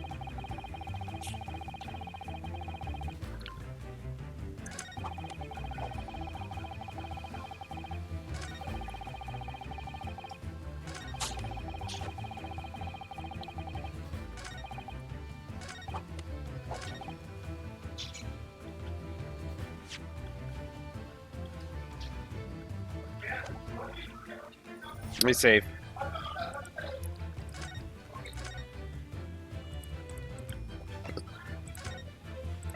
Save.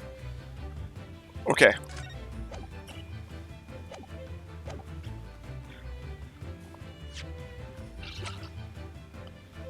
Objection. What on earth is that eccentric contraption, counsel? Oh, it's my cat flappament, my lord. It makes a way for cats to get in and out of a room.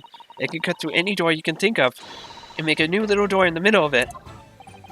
That's right, my lord. It's a device for creating so-called cat flaps. Small doors for cats to come and go as they please, without their owners having to open the main door. I'm sure we can all work that out for ourselves. But that cat lover's contrivance has no possible relevance to this case. Oh, really? Of course it doesn't. To start with, there was no cat flap in the pawnbroker's door. Not being a keeper of cats myself, I'm afraid I fail to see what this has to do with the matter at hand. Perhaps it would help if I described its function another way, then. This contraption is able to create a peephole in any door you can imagine in practically no time at all. I beg your pardon? A peephole, you say? 2 nights ago, we arrived at the scene only minutes after the murder of Mr. Winterbank had taken place. That's right.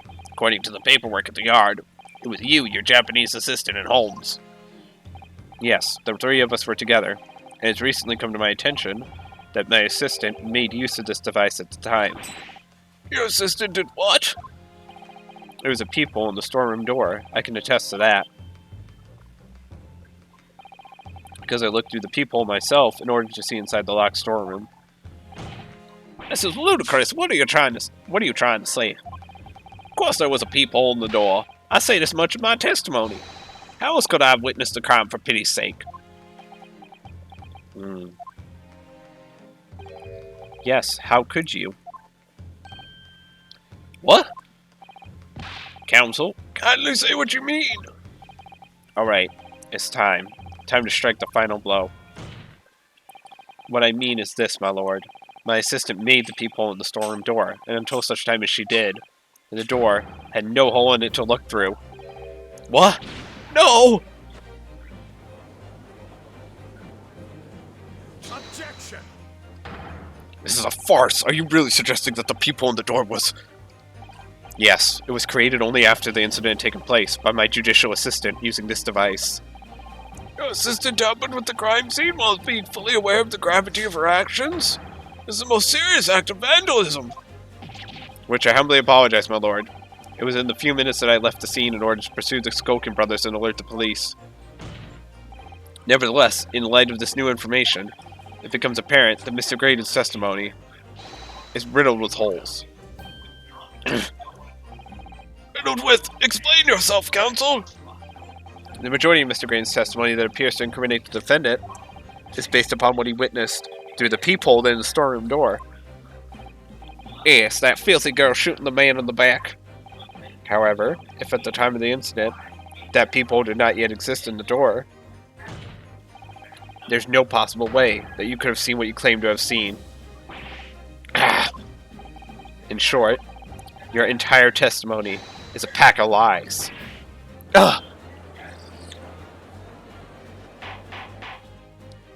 Order. Is there any credence in this revelation? Objection! None whatsoever, as my learned friend must surely realize. Exactly. This is just some cheap trick designed to discredit me. I'm afraid not, sir. Of course it is. Do you seriously expect people to believe that plate can cut through a solid wooden door? Oh yes, I designed it to be very powerful. It can cut through even the toughest of doors. That's absurd. I don't believe it for a second. I had a feeling you'd say that. What? Waggy, Cooey, time for dinner. Oh my god. Meow. Well? Young lady, this is the Old Bailey. One does not make cat flaps in the oak paneling at the Old Bailey. I'm not done yet. Don't worry. This doesn't mean that the people in the storeroom door at Winterbanks was made by your machine. And there's no way you can prove that it was. No, but it's easy. What? The cat flaps that Cat Flappermat creates are all of a fixed size, and the dimensions of the people at Winterbanks are an exact match. Hee old Skilky's lost for words. Excellent work, Iris. Thank you. Now it's my learned student friend's turn to be lost for words, I feel. I believe your judicial assistant has already left the country for your Eastern Island home. Well, yes, that's true. Then you may have some difficulty in establishing all of the facts. For the sake of argument, let us assume the peephole's dimensions are a perfect fit for this contraption. In that case, when was the peephole cut? The prosecution demands proof of your answer. Ah! What is the purpose of your line of inquiry, Lord Van Zeeks? It's very simple, my lord. The defense argues that the peephole was created after the incident using this device. Now that the perpetrator has returned to her native land, she cannot testify to the fact. There is no proof. Ah! And for as long as the defense remains unable to prove when the peephole was made, my learned friend's claim amounts to nothing more than a baseless accusation.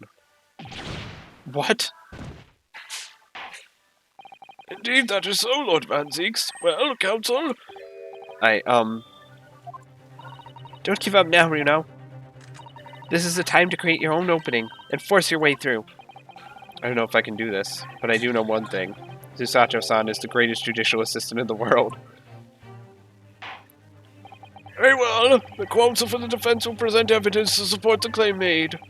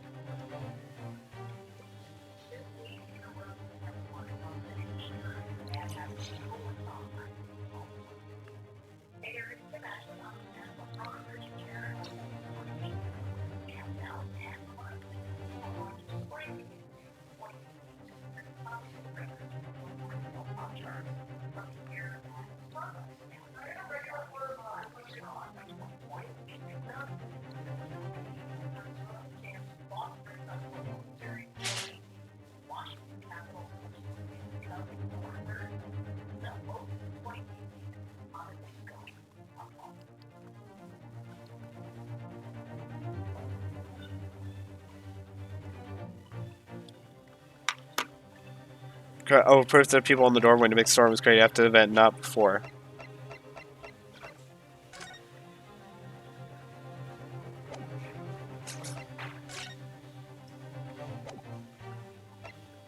Wait, it's this, right? Yeah, it's this picture. Take that! What are you? A print from that detective's infernal cameras again. My judicial assistant, Miss Susato Mikotoba, is an extremely intelligent and capable woman, which is why I never had any cause to doubt that she would have considered this scenario and made sure I had the necessary proof. And the necessary proof is this photographic print, counsel. This print shows a scene in the shop moments after the defendant entered the premises. Agreed. And it also shows the accused mercilessly wielded a gun in the direction of the defenseless broker. But more to the point, it pictures the storeroom door in the background. Let me see that print again. I don't believe it. This really is quite remarkable. The door to the storeroom is completely devoid of a peephole of any description. Ah! Mr. Graydon. You couldn't possibly have witnessed the crime as you claim to have done, because at the time it happened, there was no peephole in the door. In other words, your testimony is a catalog of lies.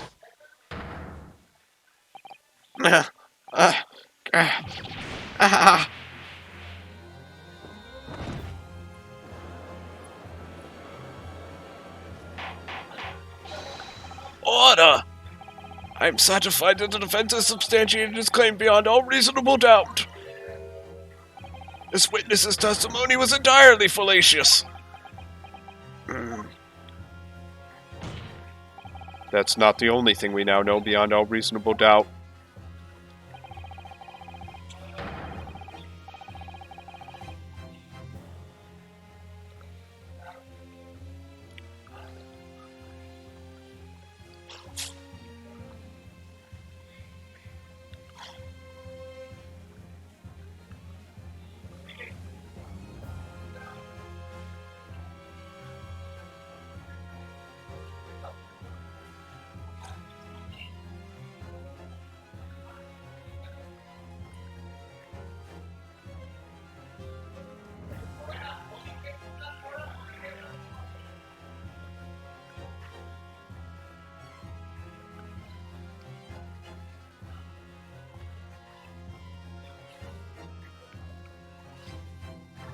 Sorry, I'm texting.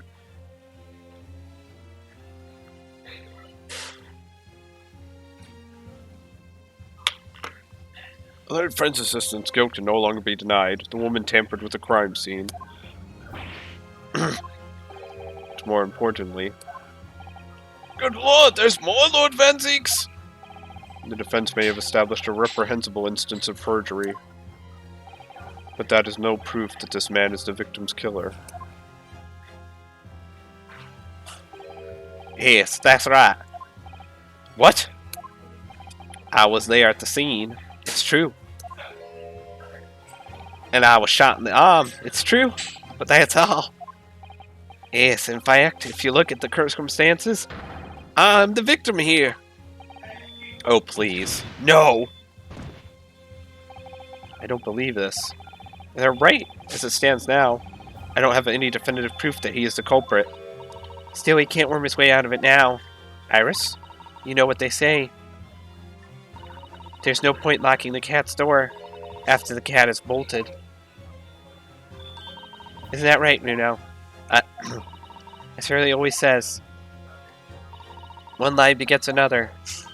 No, wait, that might have been the line I wrote for him in one of my stories. Well, no matter who said it first, you're right. Mr. Graydon, not only did you give false testimony to the court, but the lies you told make no sense.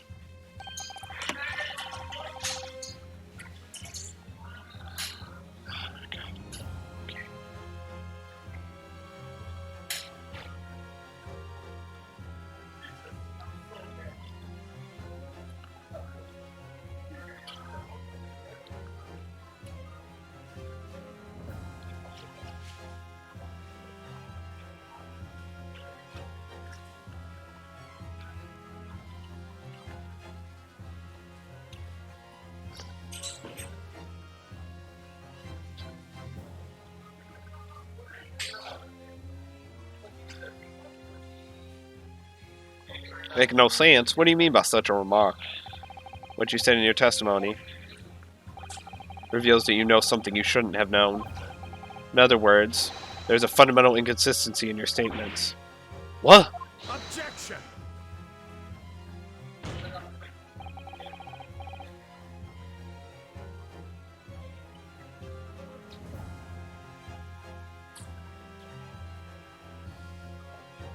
This is provocative talk. This is provocative talk, counsel.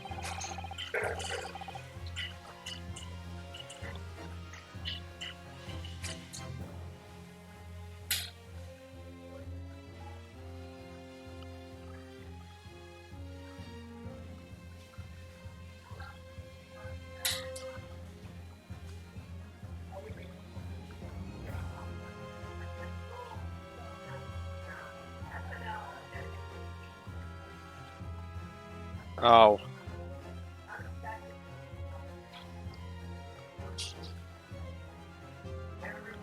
Won't you explain to the court? Explain this alleged inconsistency. Iris was right. One lie begets another. The inconsistency is revealed by the lies in the witnesses' statements. They showed Mr. Graydon had knowledge of something he shouldn't have known anything about, namely,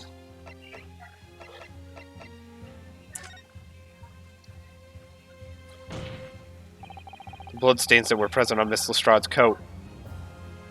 That's right. The victim's blood splattered over when she shot him. How could you possibly have known that? Obviously, because I saw her do it through the peephole in the... The point is not that you lied in your testimony, Mr. Graydon. It's the nature of the lie you concocted that is so revealing.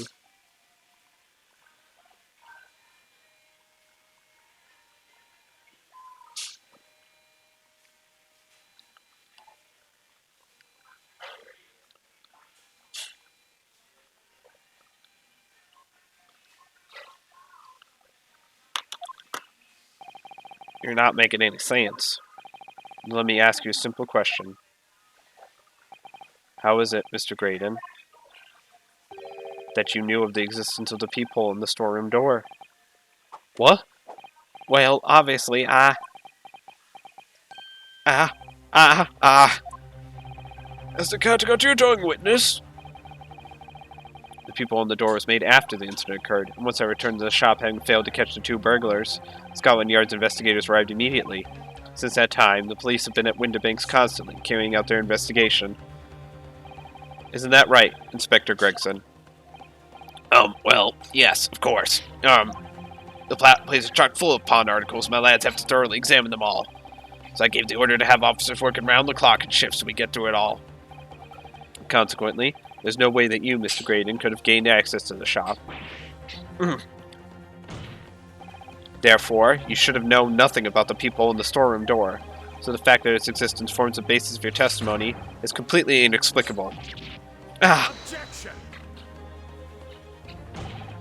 And yet, the fact remains that Mr. Graydon did maintain that he witnessed the crime take place through the people in the door. How on earth is that possible? Could I have a word, please, Lord Van Zeeks? Speak, Inspector. It's just that I really ought to be getting back to the station now to put in my report. There's really nothing more I can add to this testimony, so it's all the same to you. Permission denied. Oh, It's not all the same to me, Inspector. Not at all. You will remain exactly where you are until this trial concludes. of course, sir. Mr. Graydon, you shouldn't have known about the existence of that people. Which can only mean that you must have been informed about it by somebody else. Objection! Stop there, my learned friend. You realize, I trust, that the words you just uttered have extremely serious implications. Yes, but the defense believes that the details about the case that Mr. Graydon claims to have seen must have been revealed to him by a certain person before his testimony. And in fact, considering a particular clue we have, there's really only one person that could be. Who is the person in question, counsel? Who gave this witness details of the crime scene to facilitate his false testimony? Well, it can only be one person.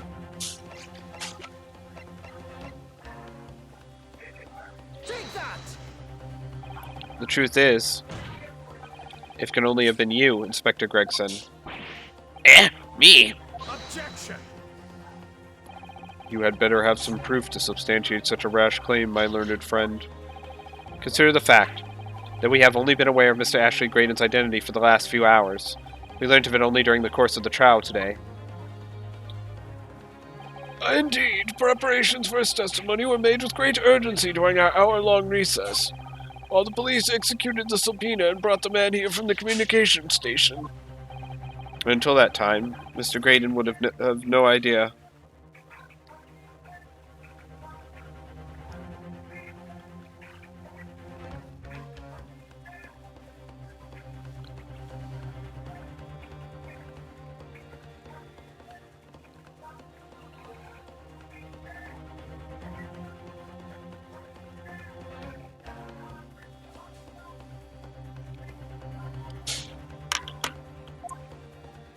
No inkling that he would suddenly be required to appear in court.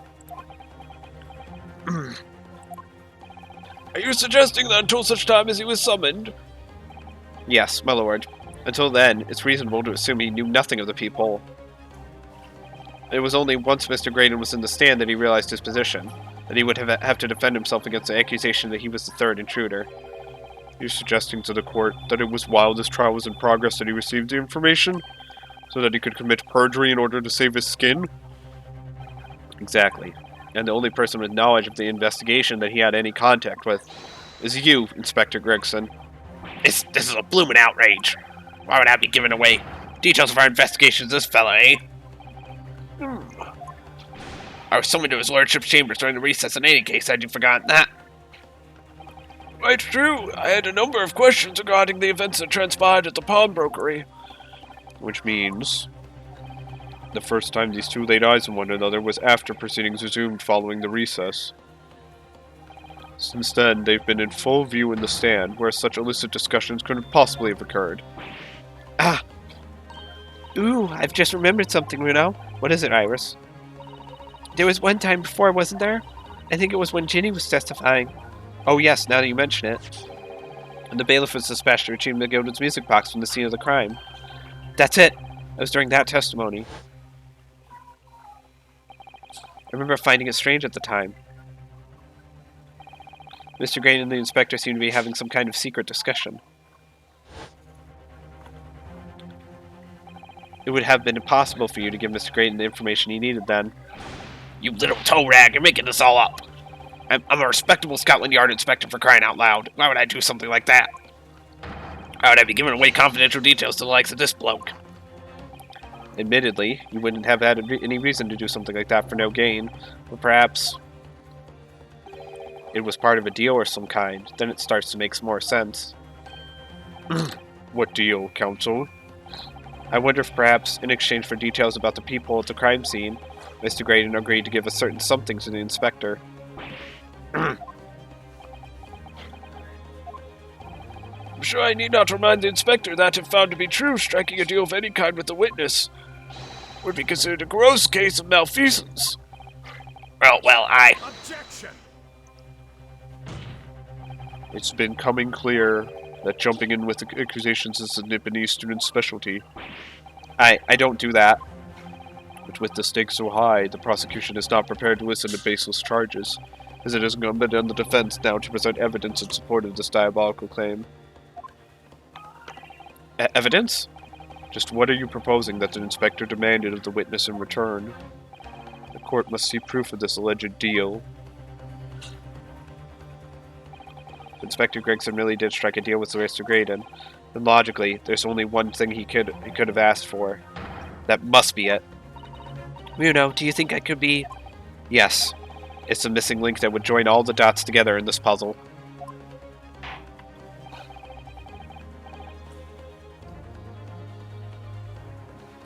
Must press for you for an answer now, counsel. What evidence explains the nature of the alleged deal that Inspector Gregson made with the witness?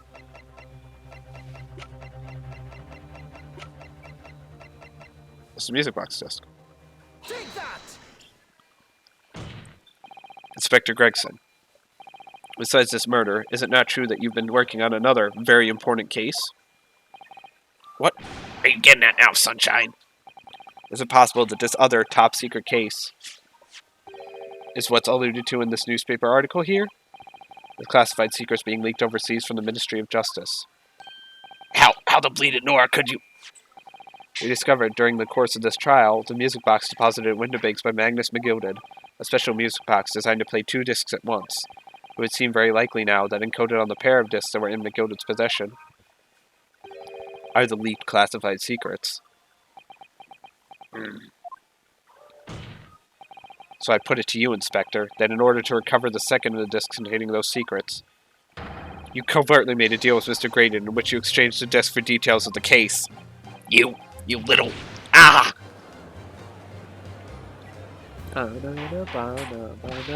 Order!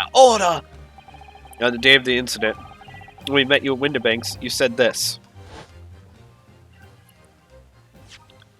I'll be taking that whatever it is in McGilded's down to the yard, thank you very much. So hand it over. No, don't. Don't give it to him. It's mine, that is. Mine. I'm sorry, miss, but anything belonging to McGilded has to be taken any evidence now. Scotland Yard already knew at that time, isn't that right? That Magnus McGilded was involved in the stealing government secrets.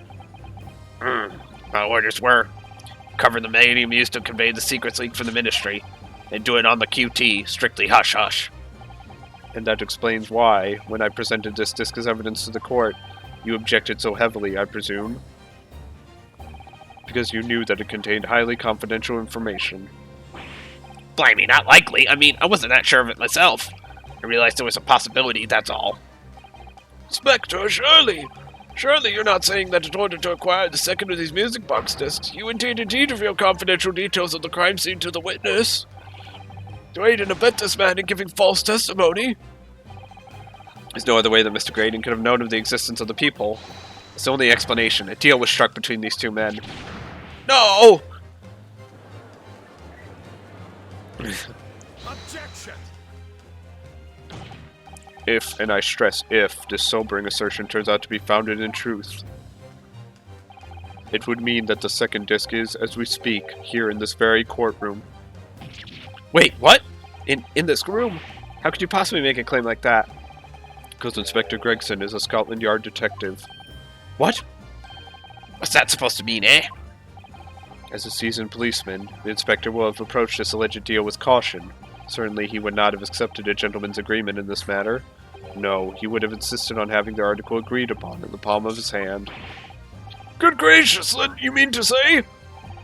Inspector Gregson already has the item in question in his possession? He has the second disc actually on his person? Yes! The defense demands that the inspector searched at once. Definitely.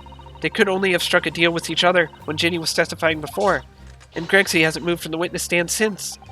My lord, please, order an examination of his personal effects immediately. Well, Inspector...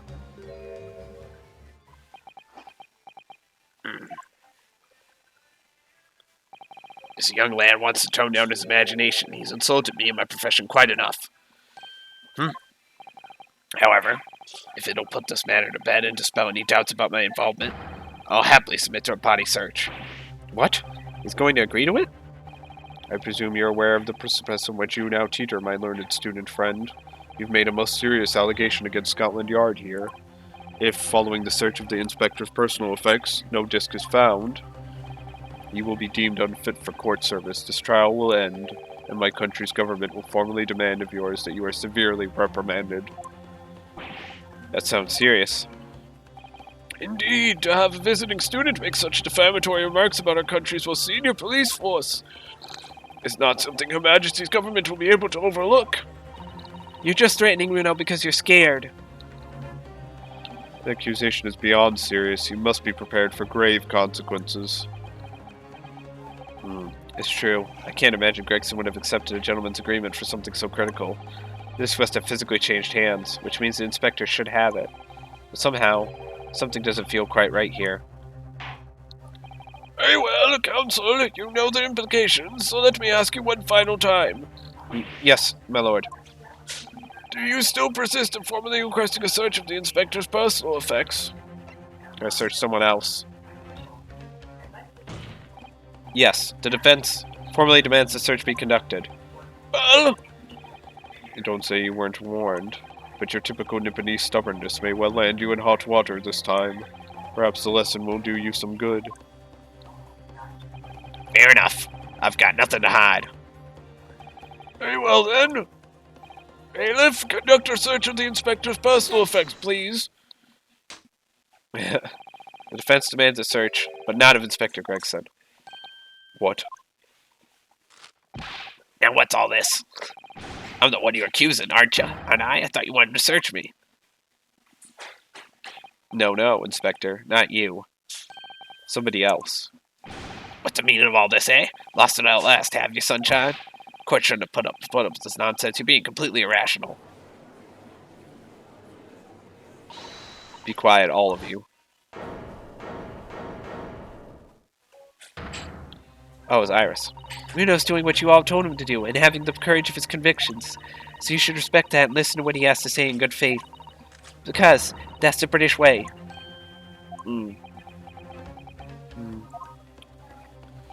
Well said, young lady. Indeed, this court is in awe of the defense counsel's conviction and eagerly awaits his next words. You what? Now don't be hasty, my lord.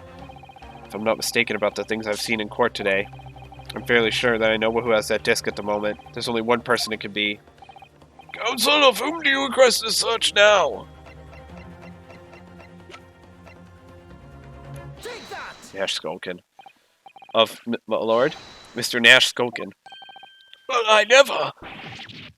Blimey! Me? Him? I love that. Very well then, bailiff. Restrain the witness and conduct a thorough search of his personal effects. Please, my lord. Inspector? Scotland Yard, has to object to the search. Objection! Unfortunately for you, Inspector, your objections carry no weight here. In this courtroom, only the prosecution and the defense have the authority to object. But Lord Van Zeeks! I have no idea what forces are in play that might influence your actions. But personally, I have no intention of obstructing the course of this trial. Ah! Hey, Liv, carry out the search. Now, hold on a mo. I don't know nothing. Nothing about no disc. Cut it out! Ah! Here, my lord. In the witness's pocket. I found this. Good lord, that's... Another music box disc. I don't know nothing about it. Nothing. Ah. That is the second music box disc left behind by Magnus McGolded. Is it not, Inspector Gregson? Ah!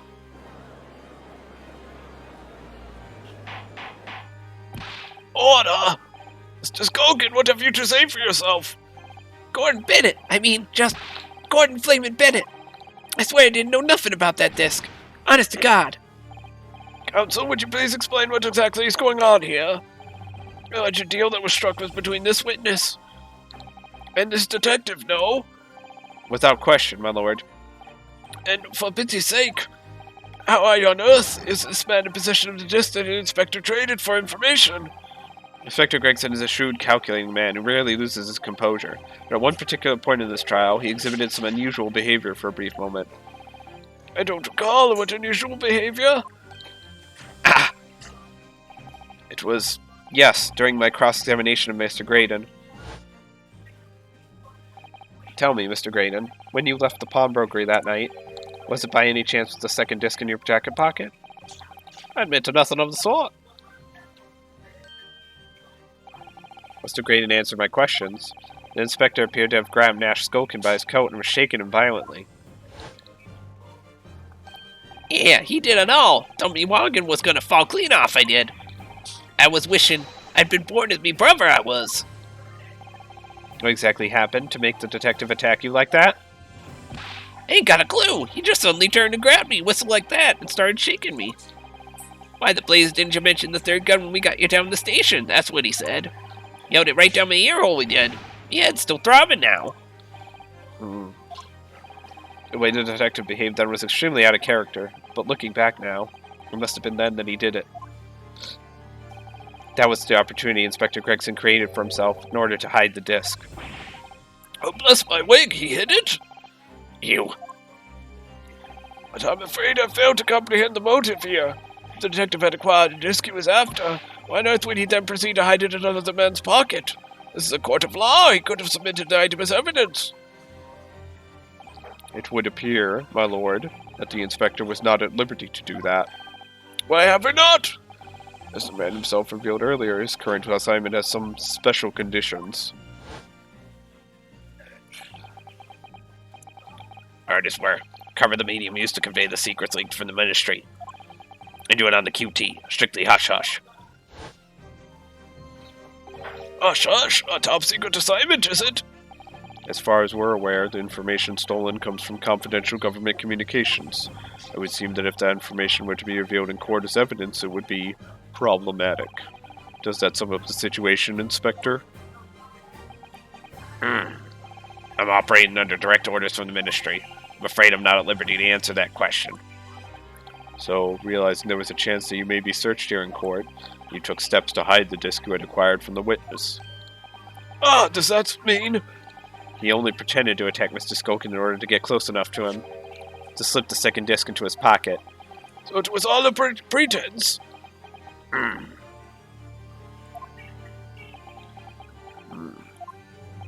Well now, Inspector Gregson, and you, Mr. Graydon, are you prepared to admit to the accusation made against you of this alleged deal?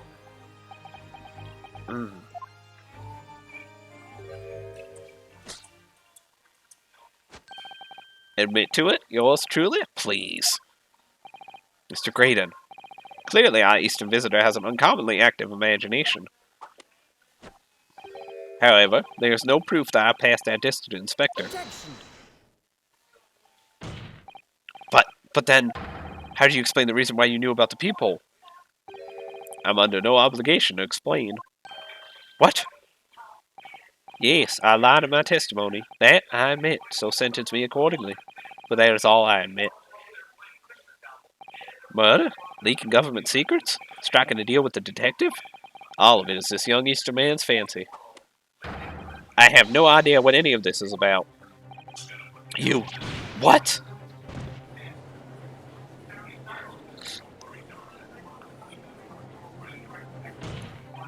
Well, what about you then, Inspector Gregson? Do you admit to making a deal with Mr. Graydon in order to acquire the disc? Ladies and gents of the jury, as a Scotland Yard inspector, I will declare this and nothing more. I am acting in the best interests of the country. Whatever I've done, it's been in the name of justice. So, as members of the public of this fine country, I'd like to think that justice will be your guiding light when you're making your decisions.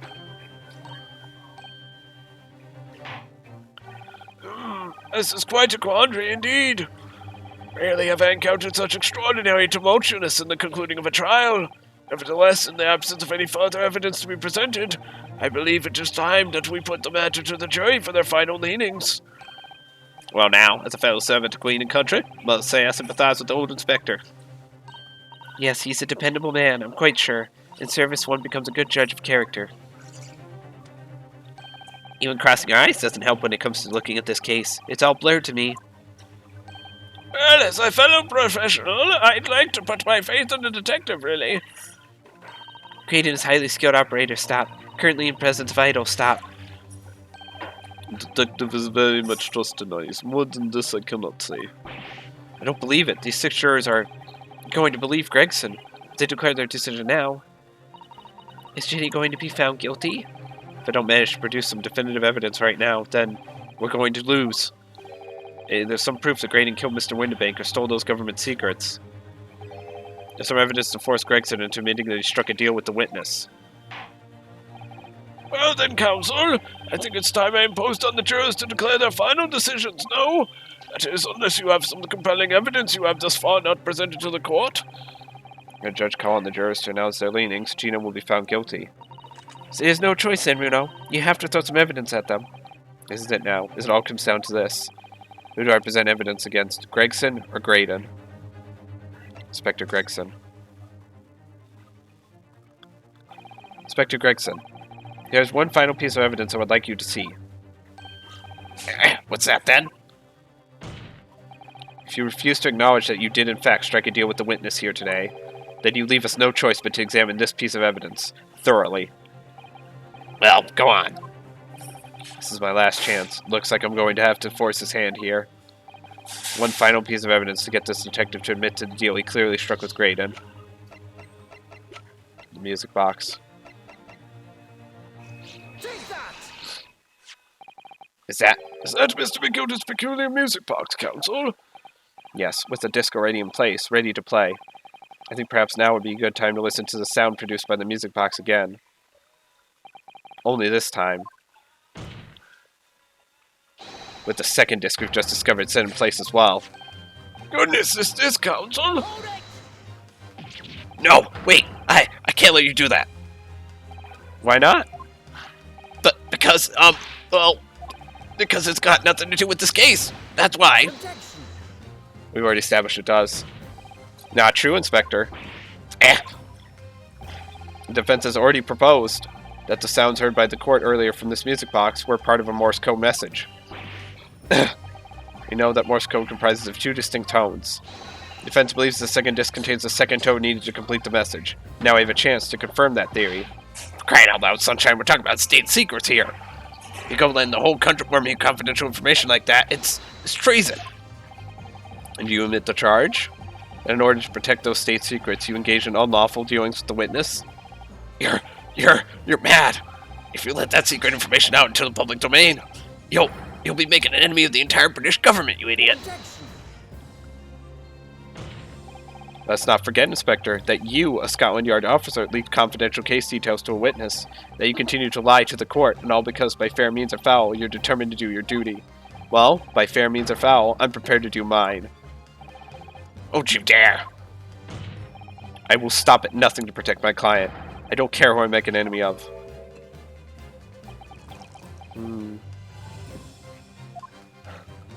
My lord, if you please. The court must hear the sounds made by that music box. Come on, Van Zeke, for Pete's sake. Stop him. Objection! The boot. Yes, the boot. Inspector, you should know my methods by now. I'm a prosecutor. I'm no Scotland Yard puppet. In this courtroom, my duty is to the law, so let me propose a toast to uncovering the truth. By fair means or foul. No! Very well. The defense's stance here and that of the prosecution has been made very clear, I feel. Therefore, in accordance with the defense's request, the court will now listen as this music box is set into operation once more. This time, with the second disc in place and both discs playing simultaneously.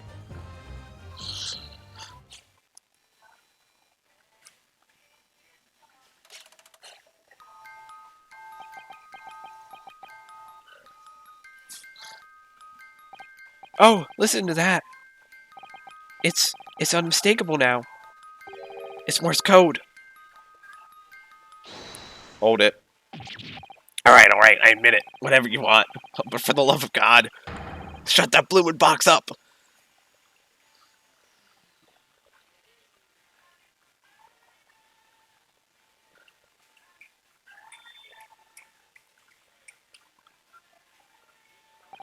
Let me ask you again, then, Inspector Gregson. Did you, or did you not, strike a deal with the witness next to you in the stand, Mr. Ashley Graydon? Specifically, did you furnish the witness with confidential case details in exchange for this music box disc? Did you reveal the existence of the people in the pawnbroker storeroom door, Inspector? I did. Stop. What are you doing, man? It's all exactly like the young Eastern lawyer said. When the trial resumed after the recess, and we were stood there in the stand together, that's when he approached me with the deal. Shut up, you imbecile. Shut up. Psst, you there. You're the detective who turned up at the pawnbroker the other day, aren't you? I may have something you're looking for, Inspector. It's me at this very moment. So how about a trade? I suggest you accept. More information that may make certain individuals uncomfortable will soon become very public indeed. I couldn't let that information become public knowledge, not under any circumstances. So I accepted the man's proposal and told him details about the case that should have been put him in the cell clear. People in the storeroom door and the bloodstains on the overcoat. By giving false testimony, this witness intended to have the defendant wrongly accused of murder. Inspector, you knew that. Yet you still revealed those details to facilitate the witness's perjury. I did. But then it turned out the people had only been made that night after the incident took place. Scotland Yard wasn't aware of that, if I'm perfectly honest. Well, Mr. Graydon, what do you have to say for yourself? There's nothing, and no one left for you to hide behind. You struck a deal with the inspector in order to escape conviction of a very serious crime. Namely this. You are the third intruder who broke into the pawnbroker on the night in question. And you perpetrated the murder of the proprietor, Mr. Pop Windabank. You.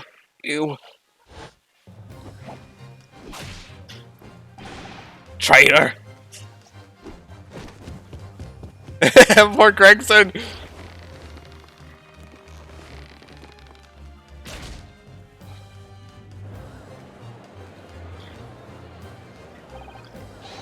Bailiff! Restrain that man! At once!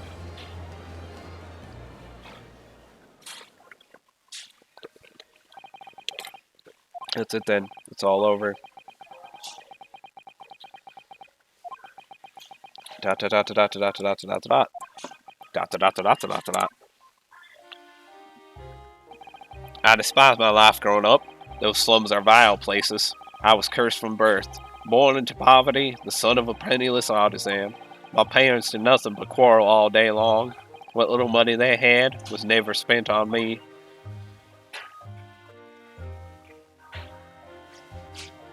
So I set about studying, to better myself, to one day escape from the hellhole. You eventually became a communications officer. I admire your determination. And then you decided to try to sell government secrets? Why?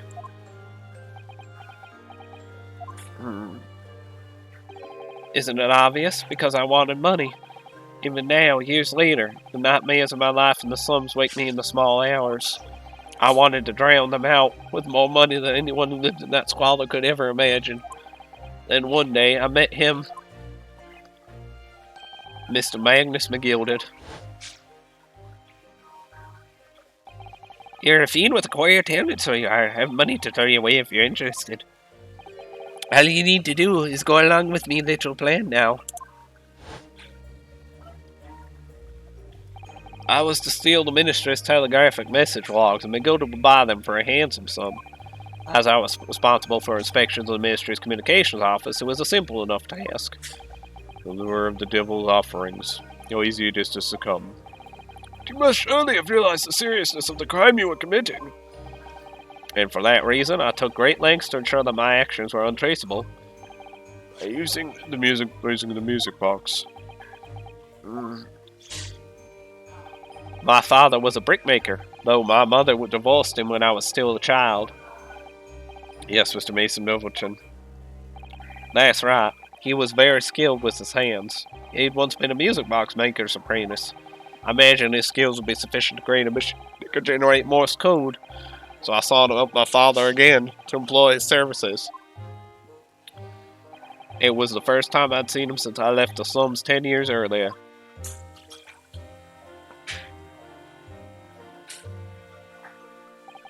Look at you, Ashley. What a fine gent you become here.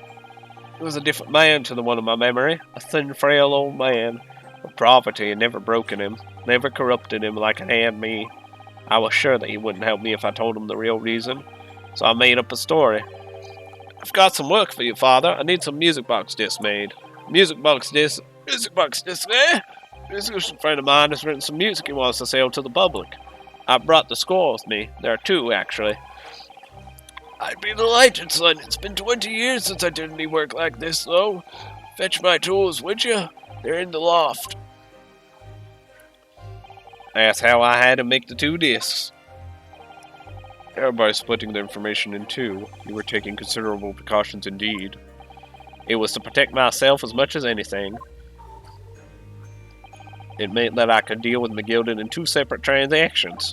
The first involved the first of the two discs in the music box for playing them. I exchanged them with McGilded for 10 guineas. Then on receipt of the second disc, he would pay 1,000 guineas. So what happened on the Omnibus 2 months ago? Was the second part of a deal? The exchange of the second disc? Yes. I'd sold the man information that way a number of times already, but it seems he became reluctant to part with his money. That doesn't quite make sense, Mr. Graydon. For why was it that on the Omnibus 2 months ago, your father, Mr. Milverton, was the one dealing with McGilded and not yourself? When I received 1,000 guineas after my first completed dealings with McGilded, I decided to give 200 to my father for his troubles. But my father realized something was amiss. In time, he worked out that I must be involved in something dubious, and when he did, he said to me, Next time there's an exchange, you'll let your old man do it, understand? Otherwise, I won't take your money anymore.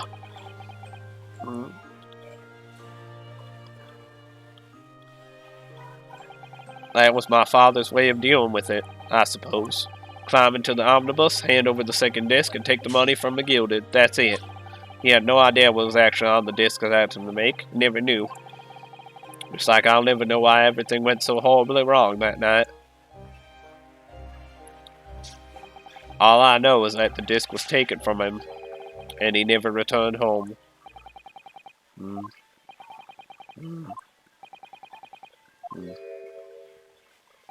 It was only then that I found out what sort of a monster McGilded really was. So after 10 years of not once uttering it, I swore on my father's name.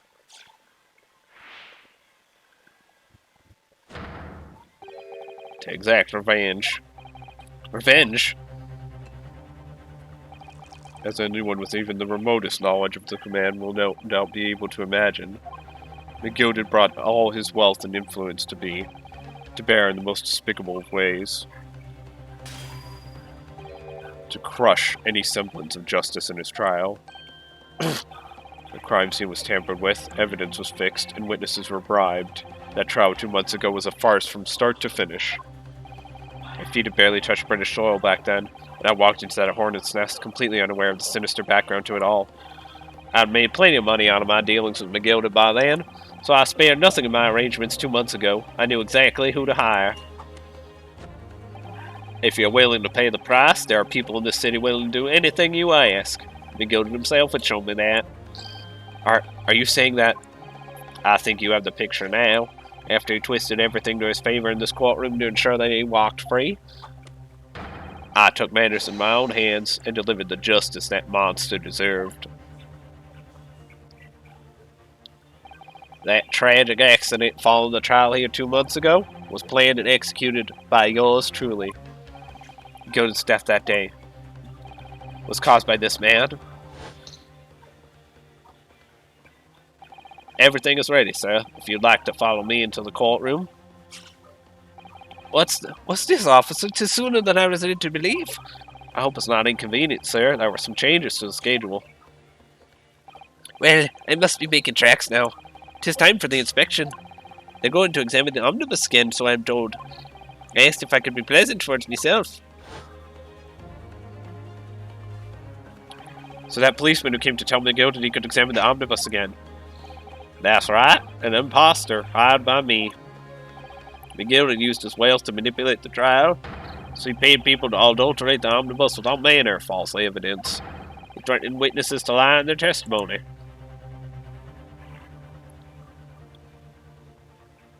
So I gave the man a taste of his own medicine. All this omnibus was doused in paraffin. After when my sham policeman ushered McGilded inside and sent him on a one-way journey to hell.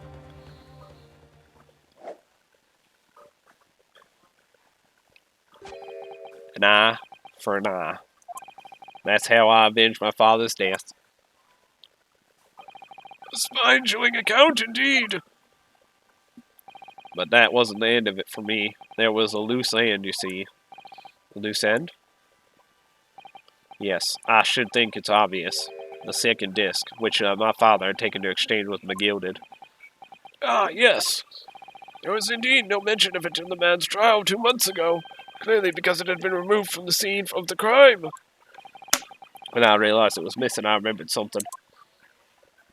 Something from the first time I dealt with McGilded.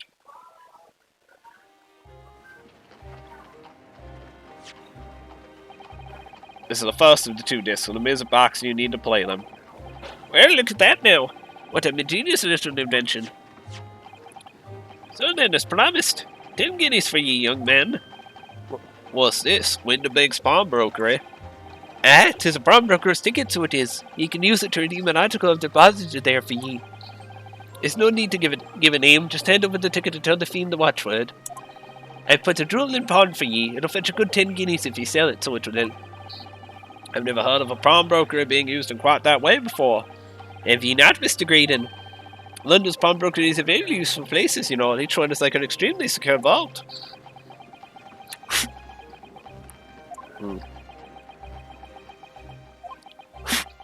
Get off my screen. So I knew that if he'd taken steps to hide the disc, it would be in that pawnbrokery somewhere. And then on the night he killed my father, he must have entrusted the ticket to someone. Yes, Gina. I remember now. That when we first met you at Winterbanks that afternoon 2 days ago, you had a description of Mr. Lestrade written down. How did you know who you were looking for? From the trial, that pickpocket testimony was clearly peculiar. Anyone could see that. I realized immediately she was another of McGilded's pawns, and he must have threatened her somehow. I was fairly convinced it would be her who had the ticket. I started to make some inquiries. I had a strong suspicion the girl would come out of the woodwork on the redemption deadline. He was absolutely right. And yes, sure enough, she did. All I needed to do was wait until the girl went to Winterbanks to redeem the articles. Unfortunately, she redeemed only McGilded's overcoat and the one disc that was in its pocket. The all-important music box with a singing disc inside was missing. because it had already been forfeited 2 days earlier. But I was unaware of that fact. Had I not been, I could have avoided my nighttime excursion. Meanwhile, as our investigation into the stolen government secrets was progressing, we'd picked up on the fact that McGilded was involved. Inspector, you recovered fast. My orders were to recover the stolen information as quickly as possible. We started gathering the fellows' possessions and examining whatever we could lay our hands on. We had a full-scale investigation going at the yard, but we had to keep it as quiet as we could. Then, when the inspector here took the disc from me in the pawnbrokery that day, I became nervous. I was sure the music box and the second disc were still there in the shop somewhere, so I knew that it was a race against time. I had to find those articles before the police did. That's what prompted you to break into the place that same night. With the help of your old friends, the Skulkin brothers. What happened that night in the pawnbrokery, I can only describe as a nightmare. While Nash and Ringo were searching the counter, I had located the music box I'd sold to McGilded on the shelves of forfeited articles. The second disc was inside. Yes, I slipped it into my pocket with a very deep sigh of relief. But then, something entirely unexpected happened. What are you doing in my shop? Bang!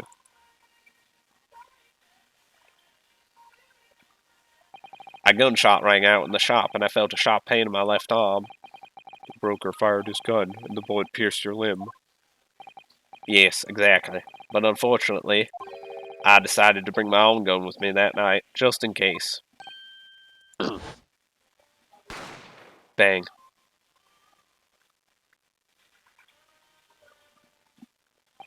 Before I knew what was happening, I'd fired back.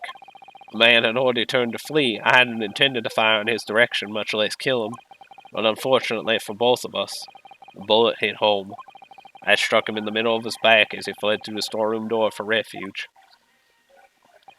Sorry, Tail. It all took place in the blink of an eye. I didn't imagine Nash and Ringo even realized what had happened at first. I was terrified, so I fled. And that's the whole story. That's everything that happened at Windibanks on that wretched night.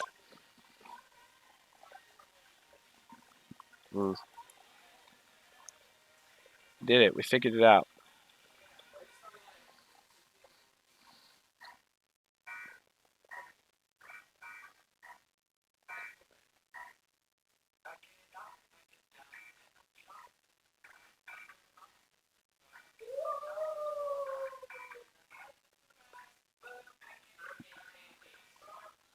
Earlier, you called McGilded a monster, a man who used his wealth and influence to distort the facts and escape justice for the crime of murder. What tragic irony, for what you have done is exactly the same.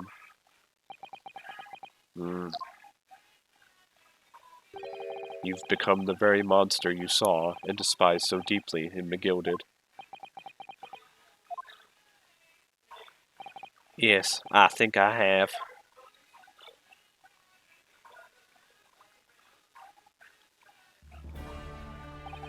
Well, this has been a long and exhausting trial. However, it would seem that at last we have arrived at the truth.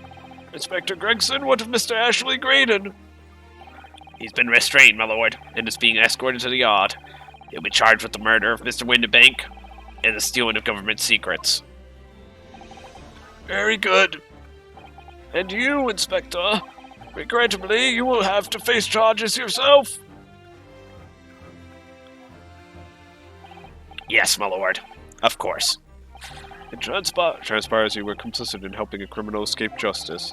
That fact remains, whether or not you were doing so in the line of duty. The crime is a serious one, Inspector, and inexcusable. Now to the defendant, Miss Gina Lestrade. Yeah? It is time for the final adjudication. Is the jury ready, Mr. Foreman? Yes, sir. Garrett Squadron standing by, sir. This is really it now. Yes, push. The final call. The finishing whistle. My men are ready to deliver their verdicts. Thank you, Mr. Foreman. Very well, ladies and gentlemen of the jury. You will now declare your final decisions to the court. Not guilty. Not guilty. Not guilty. Not guilty. Not guilty. Not guilty.